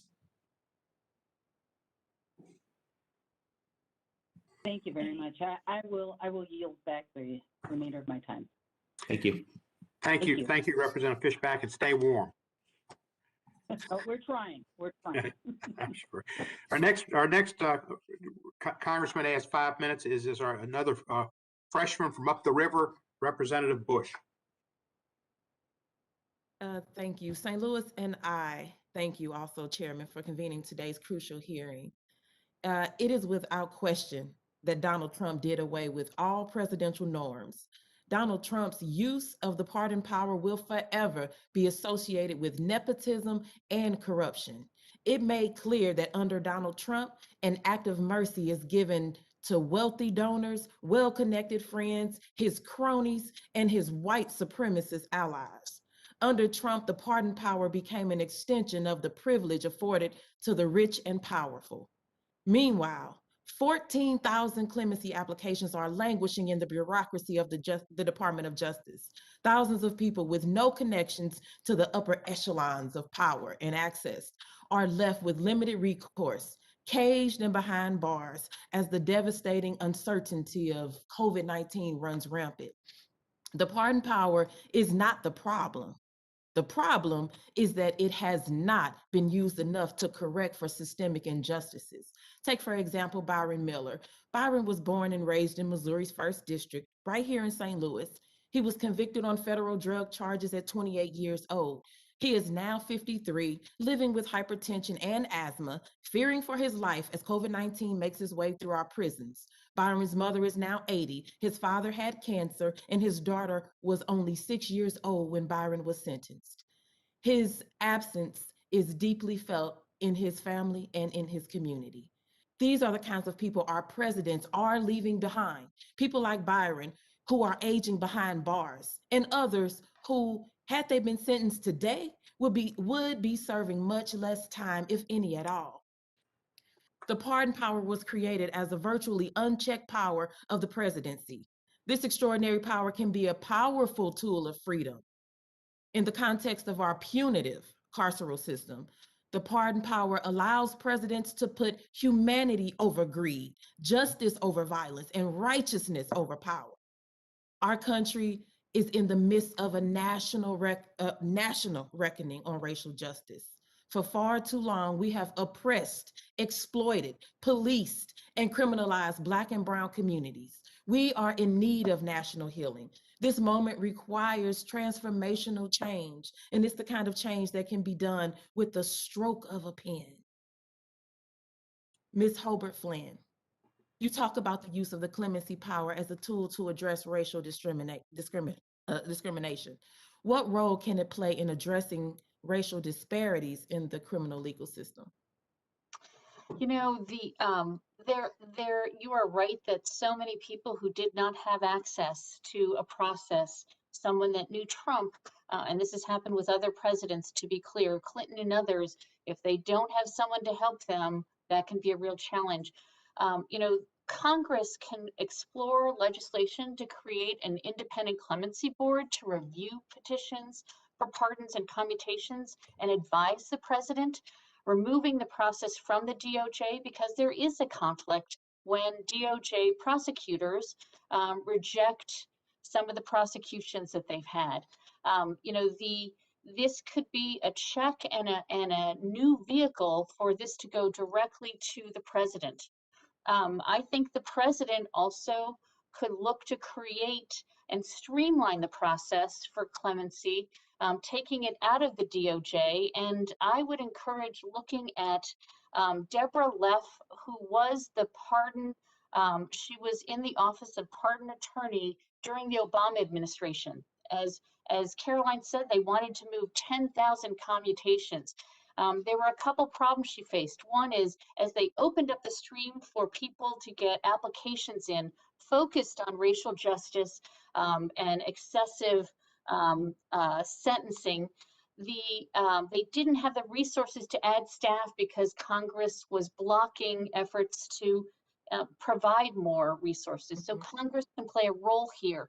Second, she didn't have access to the White House counsel. So setting up a board where you have independent people making recommendations, people inside and outside of the criminal justice system, I think that could be a real tool to move it for others. Okay, let me ask you this one quick question. We only have a few seconds. In your testimony, you note that racist policies like the war on drugs have disproportionately devastated communities of color, and that you believe that the presidential administration should use the clemency power to remedy these injustices. You know, why do you feel that presidents have been really reluctant in this way? Because it also is worth noting that, well, no, go ahead. Yeah, no, we have deep problems in our criminal justice system that must be addressed. And clemency is only one tool for racial justice. You know, we have to be looking at all levels, sentencing guidelines. Actually, I don't even think clemency should be limited to something that the president can do. It should be able to be done in courts, in federal courts across the country. So I think, you know, what we have to look at is top to bottom reform. Thank you. I yield my time. Thank you, Ms. Bush. Our next congressman to be recognized is someone who played in the NFL so long ago that he never played against Tom Brady, Representative Burgess Owens. That's putting things in perspective. Thank you so much for that. Well, first of all, good morning, everyone, and my colleagues, subcommittee chair and ranking member. This is truly an honor to be with you. What I'm hoping to do is bring to this committee my long passion for criminal justice reform. I've had a mission for decades and finally started Second Chance for Youth, working with at-risk kids coming out of the juvenile system and giving them a second chance. And I'm always pleased when Americans are given that second chance. Alice Johnson is a great example of that. A grandmother given a life sentence for her first offense. It took 22 years before someone heard her voice. And that was President Trump. Of course, President Obama for 8 years did not. I want to say something that CNN said about these pardons. CNN, the vast majority of pardons and commutations on Trump's list were doled out to individuals whose cases have been championed by criminal justice reform advocates including people serving lengthy services and low-level offenses. I think we need to lean heavy on the wisdom of our forefathers, and they put a very high bar when it comes down to amendments. It needs to be passed by 2/3 of the House and Senate, and then go to the states, and three-quarters of the state legislators have to also pass. There's a reason why it's been done this way. It's purposely put in place not to be changed by passions and politics every 4 to 8 years, but by reason and time. But that's the difference in a Democrat and democracy and republic. Our republic has lived for 200 years because of this reason over time. What's been the result of that? There's been over 10,000 attempts to change or amend our Constitution. It's only happened 27 times. So we, the people, are the ones that will make this happen. It's not done by a stroke of a pen. It will not be done by legislators every 4 or 8 years. It's done by we, the people. And even though this is very educational, I think these kind of conversations that we need to have so that we can understand this process and understand our Constitution. I can predict that this amendment will not be the 28th. So that being said, I do have a couple questions. Professor Blackman, what are the explicit limits in the Constitution that the founders place on the pardon power? Thank you, Representative. Only two. The first is that the president can only pardon federal offenses, he can't pardon state offenses. And second, the president can't pardon impeachments. Okay.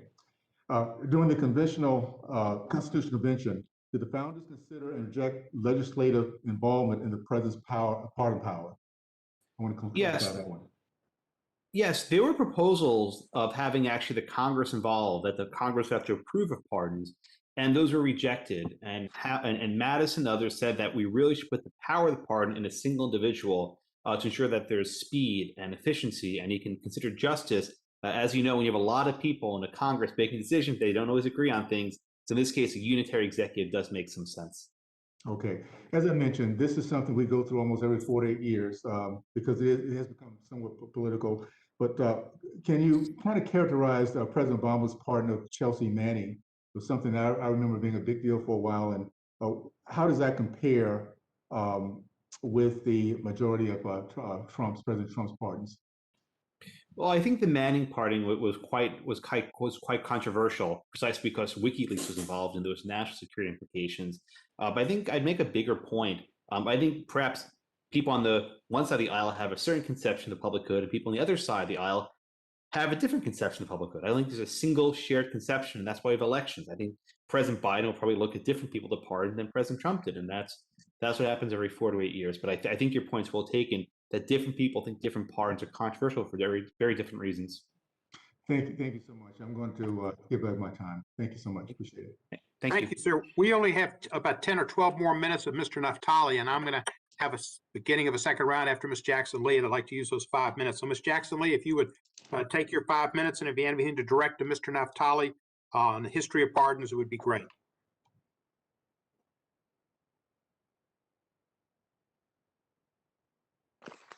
Let me thank you, Mr. Chairman, and the ranking member for holding this committee hearing on this very important issue.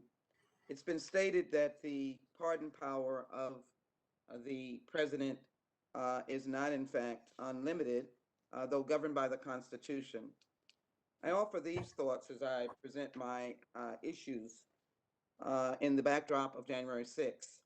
The unforgivable attack on democracy incited by the 45th president, where his loyalists laid siege to the Capitol building, parading the obscenity of the symbol of the Confederate battle flag while seeking to disrupt the joint meeting of Congress to count and announce the winner of the majority of votes cast by presidential electors, all the while chanting "Hang Mike Pence," culminated a reign of corruption, abuse of power, criminal conduct, unethical behavior, and malfeasance unseen in America, and that weakened our country and made it poorer and left it more divided than ever. As a senior member of this committee, I chose to be on this constitutional committee, even as I sit in this last seat, because I believe it is important for us to coddle, protect, nurture, and build the Constitution. I'm delighted with the witnesses that are here, and I want to acknowledge my hometown constituent, Josh Blackman, professor of law, South Texas College of Law. and as well all of the other witnesses, Karen Hobart Flynn, Professor Naftali, and of course the witness of Professor Frederickson. Let me raise this question to Professor Naftali as it relates to the history of the dealing with the importance of the clemency power. And I might add to the fact that not only are people languishing, I, over the years, offered legislation before we had criminal justice reform and sentencing reduction to try to address the tens upon tens and hundreds upon hundreds of elderly African-American or minority incarcerated persons in the federal system based upon the drug siege of the 70s and 80s. So, Professor, would you give us just a historical comment, if you would, on whether or not the past president authority would even reach to the point, if he had reached to attempting to give pardon to those who perpetrated criminal acts under January 6th? And then would you, as a historian, see any parallels between the post-Trump era and the post-Nixon era, during which Congress instituted several good government reforms aimed at reining in potential abuses? And thank you so much for your leadership and scholarship as well. Thank you, Congresswoman Jackson Lee. After he was acquitted, President acquitted in his Senate trial, President Johnson used the pardon power to pardon Jefferson Davis. It's a Christmas pardon of 1868. It's actually very hard for me to, I get emotional talking about a Reconstruction in the United States. Because I think we as a people, and especially people of color, but we as a people bear a heavy burden because our country did not face the truth of the Civil War and then swept it under the carpet. And I believe the amnesty for Jefferson Davis helped to create that burden. And that was a pardon by a president at the end of his term. I worried, I have to tell you, in January, that we might see some pardons of the insurrectionists. I've spent today talking about Nixon because, not just because I think I know Nixon, but we have evidence we have a shared body of data. And all of you could, I know you're busy people, and you should be, but we can actually all listen. It's there. We don't yet have, but I want us to have it, a shared body of data about the Trump era. We have a lot of public information, but there's a lot more to learn. I have a feeling that the second impeachment, Ms. Jackson Lee, may have actually deterred President Trump from perhaps pardoning some insurrectionists. I don't have evidence, and I don't want to make the claim that he would have, but it is a question I will be asking as a historian. So yes, presidents have had the power to pardon insurrectionists. Indeed, as Professor Blackman would certainly know, I'm mentioning him because he talked about the issue of amnesty. The founders did talk about, perhaps at times, using the pardon to calm our political environment by issuing amnesties. One element of our history that I think really needs to be stressed is that our founders did not think of a partisan era. They did not think in terms of political parties. That's one of the reasons we have the 12th Amendment, because they had to correct the electoral system, at least, and because they hadn't imagined parties. And some of how they conceived of limits on the pardon, I think, are less powerful because they didn't assume there would be a president's party in Congress, because they hadn't thought in those terms. So that's why I'm suggesting structural forms, that because the pardon is too powerful a tool now for a president in a way that the founders, I don't think, anticipated because of the change in the balance of power brought about in a partisan age. One more thing I'd mention. This is a little outside of my lane, but since you've asked a question about reforms too, I believe that the issue of pardon is not just the issue for the White House, that power resides in the president as our head of state. And therefore, Congress does have a role, perhaps, in expanding knowledge of the pardon to those that could benefit from petitions.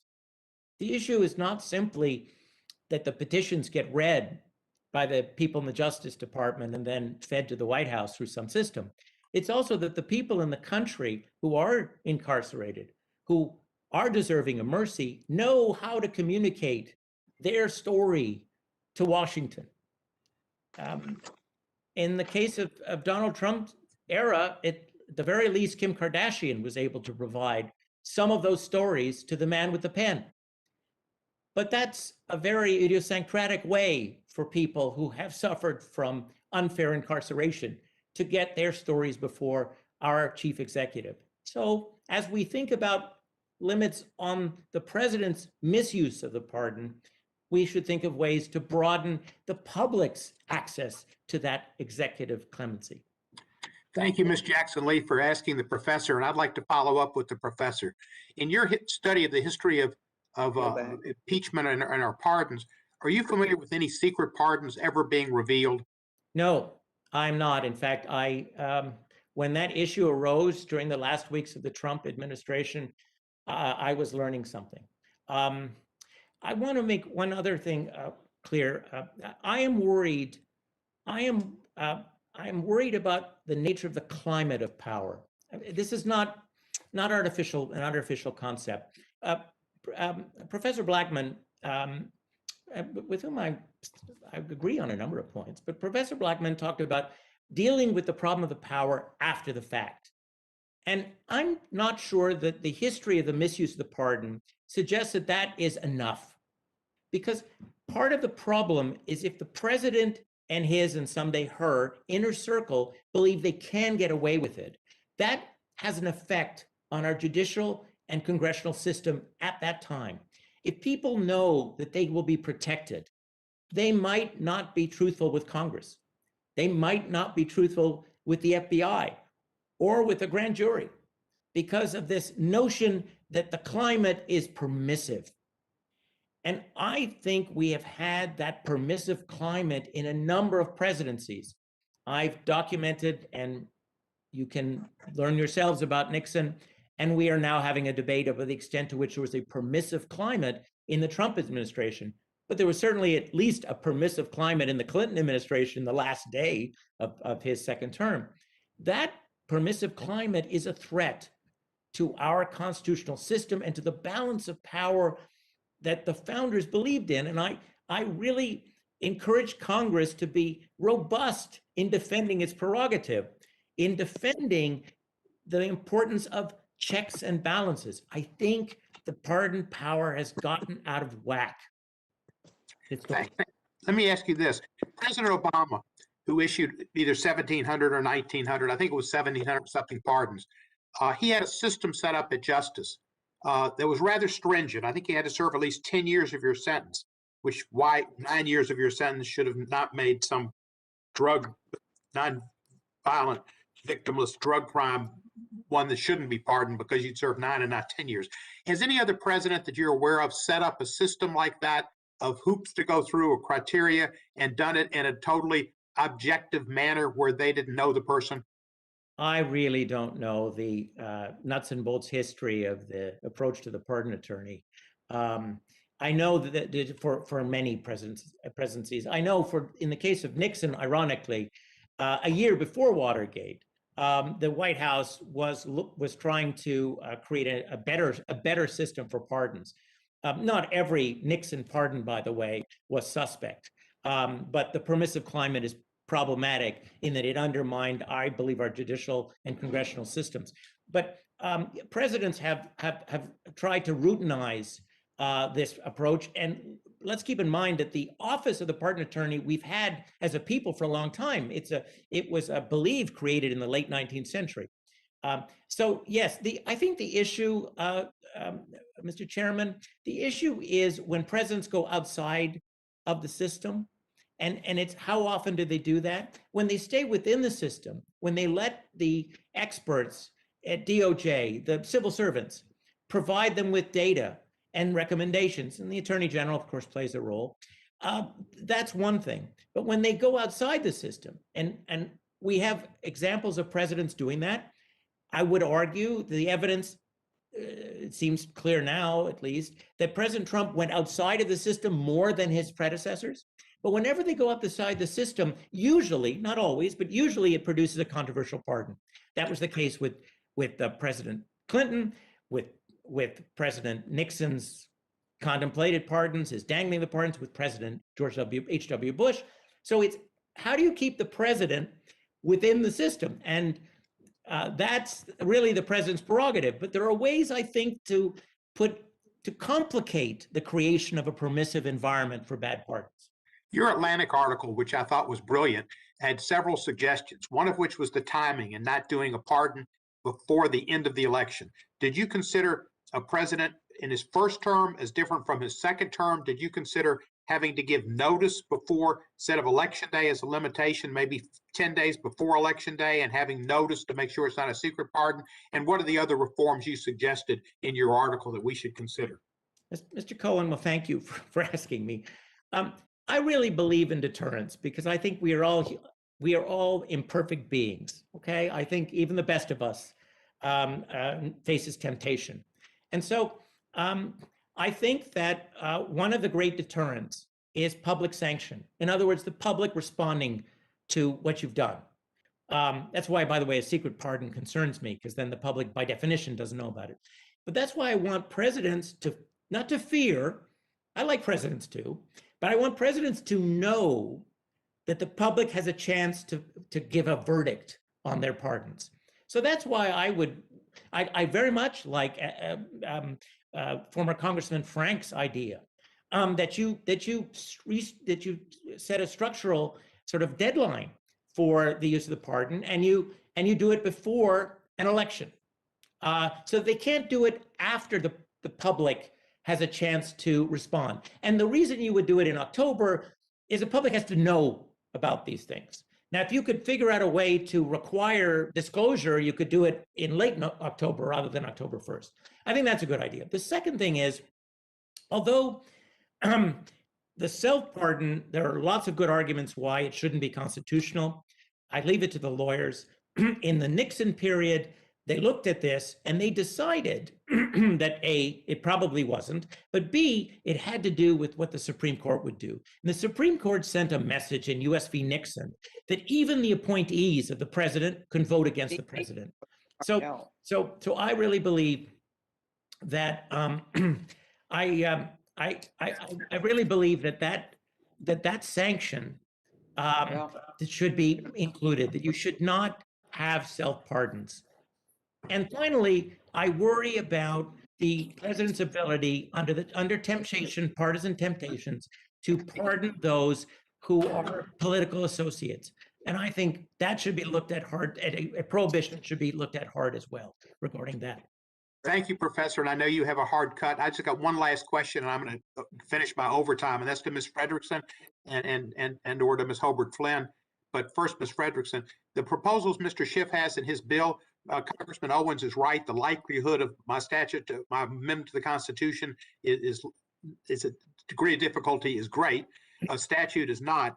Are there any problems you have with the proposals that Mr. Schiff has in his bill, and are there additions you think should be in there that could pass constitutional muster and put limits that, such as Professor Naftali and others have discussed?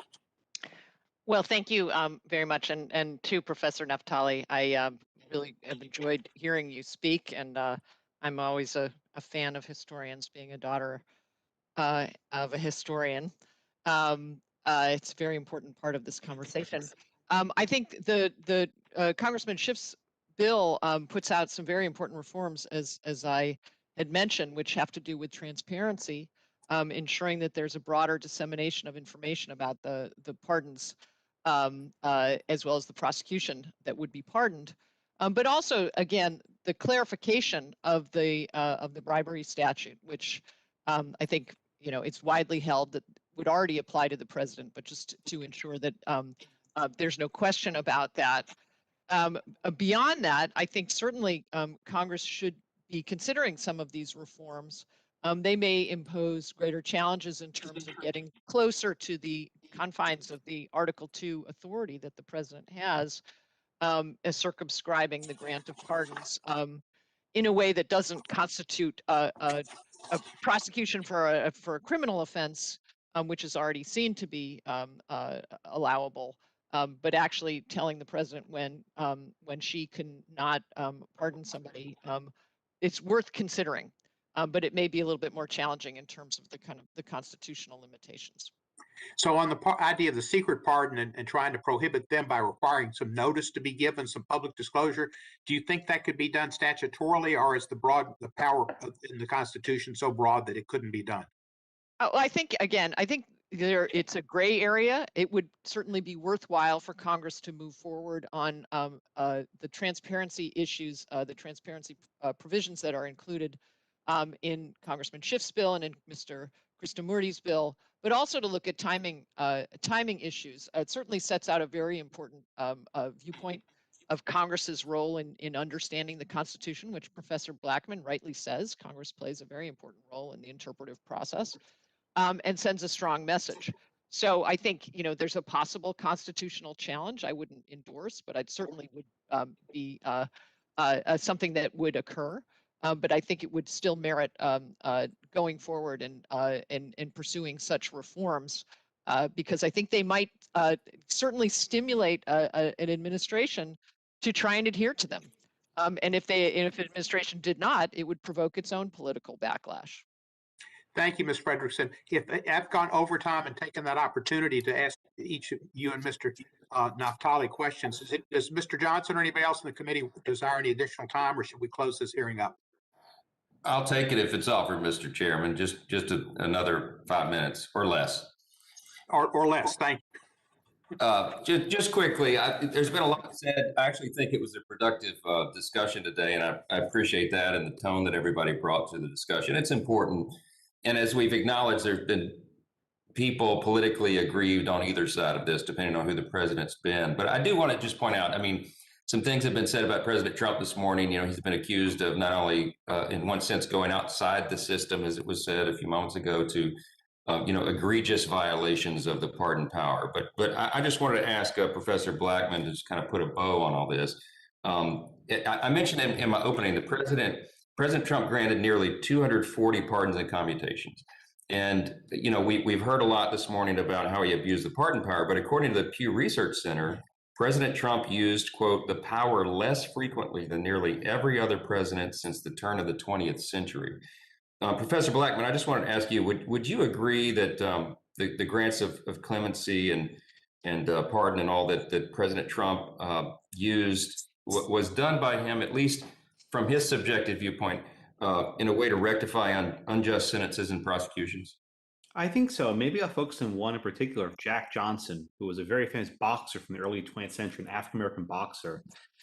He was charged with violating the Mann Act, which, if you don't know what the Mann Act is, it's basically this very nebulous law that prohibited transporting a woman across state lines for immoral purposes. He had a mistress who happened to be white, and he was charged with basically having a relationship with a white woman, and he was sentenced to time in prison. This was almost 100 years ago, and this was a pardon that probably should have come some time ago. And I think it was one of the more commendable pardons that President Trump issued. I think it's worthwhile to stress here. Thanks for mentioning that. And I point out that he was, my son is named Jack Johnson. We take a lot of pride in this. Wow. Jack Johnson, the boxer, was convicted by an all-white jury for that crime that you said.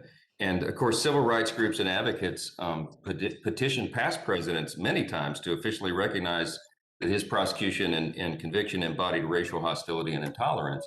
And it took until the time of President Trump to correct that historical injustice. So, it was mentioned Alice Johnson, another for the drug-related offense. The point is that I guess what I want to conclude here at the end, Mr. Chairman, is to make the point for history, for the historians and the lawyers and all of us who are involved in this, that there have been controversial pardons by almost every president, but there have also been some very noble things that have been done before, and President Trump certainly did the latter, and I wanted to note that for the record. So I will. I know we're over our time, and I'll yield back, Mr. Chairman. I appreciate again the tone and the content of the discussion this morning. Mr. Chairman, I'd like to comment. I think I have my hand up. Sure, Ms. Jackson-Lee, you're recognized. Well, thank you so very much, Mr. Chairman. Very important hearing, and I'll be brief on my comments. Professor Naftali, thank you for giving us not only food for thought, but a structural roadmap along with the legislation that we're now looking to assess. I gave those opening remarks specifically because, as you well know, that was the height of the discussion and intense discussion as to whether the president would, in actuality, pardon those domestic terrorists, those insurrectionists. And it was a frightening possibility. I also want to say that I've lived for a long time on this committee with the teeming numbers of individuals in the federal prison system who are predominantly African American or people of color.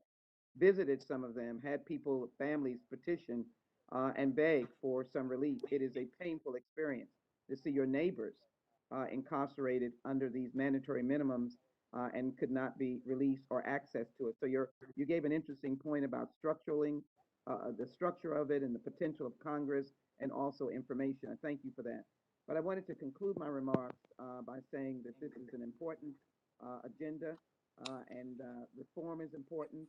The Constitution is precious. It's a precious document. Thank you for your historical perspective. And I think that we should continue to recognize that this document has lasted for a period of time that pushes us to protect it prospectively and to be serious about protecting it. And so I look forward to with the chairman on this. Finally, let me offer my deepest sympathy to my late colleague, Congressman Wright, Congressman from Texas, for obviously his tragic loss, and to say that I know that he was dedicated to the service of this nation, and I know that his constituents and the nation is grateful for his dedication. Thank you, Mr. Chairman, and I yield back. Thank you, Ms. Jackson-Lee. And I believe Mr. Hank Johnson has asked for a few minutes. I think he's the only person who has, and if with the permission of the committee and the indulgence, we'll recognize Mr. Johnson for our last round of questioning. Thank you, Mr. Chairman. Professor Blackman, it would be fair to say that President Trump was rather stingy in his use of the pardon power compared to President Obama. Is that correct? I think he should fear them, absolutely. Yeah, in fact, Trump pardoned 143 and commuted 94 sentences. And Obama, in his 8 years, pardoned 212 and commuted 1,715 sentences. Would it be fair to say that President Trump commuting sentences showed more mercy than President Trump, who just simply let a bunch of folks off the hook, particularly in the wee hours of the morning on the night of January 19th? He issued, of his 237 total pardons and commutations, Trump commuted or pardoned more than 140 people in the wee hours of the morning, just 10 hours before his term ended, including Steve Bannon, a potential witness against him who was under indictment for defrauding Trump supporters in a build the wall scheme. Professor Blackman, would it be fair to say that it's best for the use of it's best for presidents to depend on the office of the pardon attorney rather than simply dispensing pardons and commutations out of their back pocket like President Trump did? Well, I thank you for the question, Representative. The Constitution gives the president this power. The pardon attorney can make recommendations. I actually agree with Ms. Frederickson. It may make sense to have people who aren't in DOJ making these recommendations, because very often DOJ is supporting the prosecutions. I think having someone who How many times did President Trump rely upon the office of pardon attorney before making any of his 237 commutations? I don't know, but I guess the number is pretty small. And how many did President Obama do under the office of the pardon attorney? I don't know the number. I'm guessing it's a bigger number. Yeah, I think it was a total of 1,927 that he relied on the office of the pardon attorney. Professor Frederickson, what is the better practice in terms of use of the pardon power, and how can we best protect our democracy from being undermined by the illicit use of the pardon power as we saw happen under the Trump administration? Well, I'd like to first thank you for that question. It's a very important one, and I'd like to associate myself with the remarks of my colleague Karen Hobart Flynn, who talked about the need really to have a wholesale reform of our criminal justice system and its disparate impact, particularly on Black and Brown people. The pardon power is one element of that, but it's not sufficient, clearly, in the commutation. But having a system inside the Justice Department, or I think a better practice, as Ms. Hobart Flynn also suggested, is perhaps a kind of a board that was made up of people who weren't all prosecutors, who would be considering the real injustice that's been done, and who can be whose sentences can be commuted or who can be pardoned through the president's pardon power. But that, I think, is very insufficient because there are so many people who are prosecuted for low-level drug offenses who are already in prison for an excess of time that we unlikely to address all those people through the pardon attorney process or through any kind of a commutation and pardon board. Nonetheless, though, I think it's very important to have a system that does allow the most significant cases to move forward and be put in front of such a board or in front of the pardon attorney for expedited process. Thank you. And thank you, Mr. Chairman. I yield back. You're welcome, Mr. Johnson. I've been told by staff that Ms. Bush might have a question. Is that correct? Representative Bush? Representative Bush going once, going twice. This adjourns. This concludes our hearing. I want to thank all of our witnesses for appearing today. Without objection, all members will have 5 legislative days to submit additional written questions for the witness or additional materials for the record. And I would like to specifically ask our witnesses, if you have thoughts about legislation, either the amendment to the Constitution or, as Representative Owens has cautioned, more likely statutory changes, and suggest them in your comments to the chair, because we are going to try to draft something that is feasible, passable, and improving things. So if you have suggestions that we could do for amendments to Mr. Schiff's statutory, that would be appreciated greatly. With that being said and done, and in memory of Representative Wright, Congressman Wright, this hearing is adjourned. Thank you, Mr. Chairman.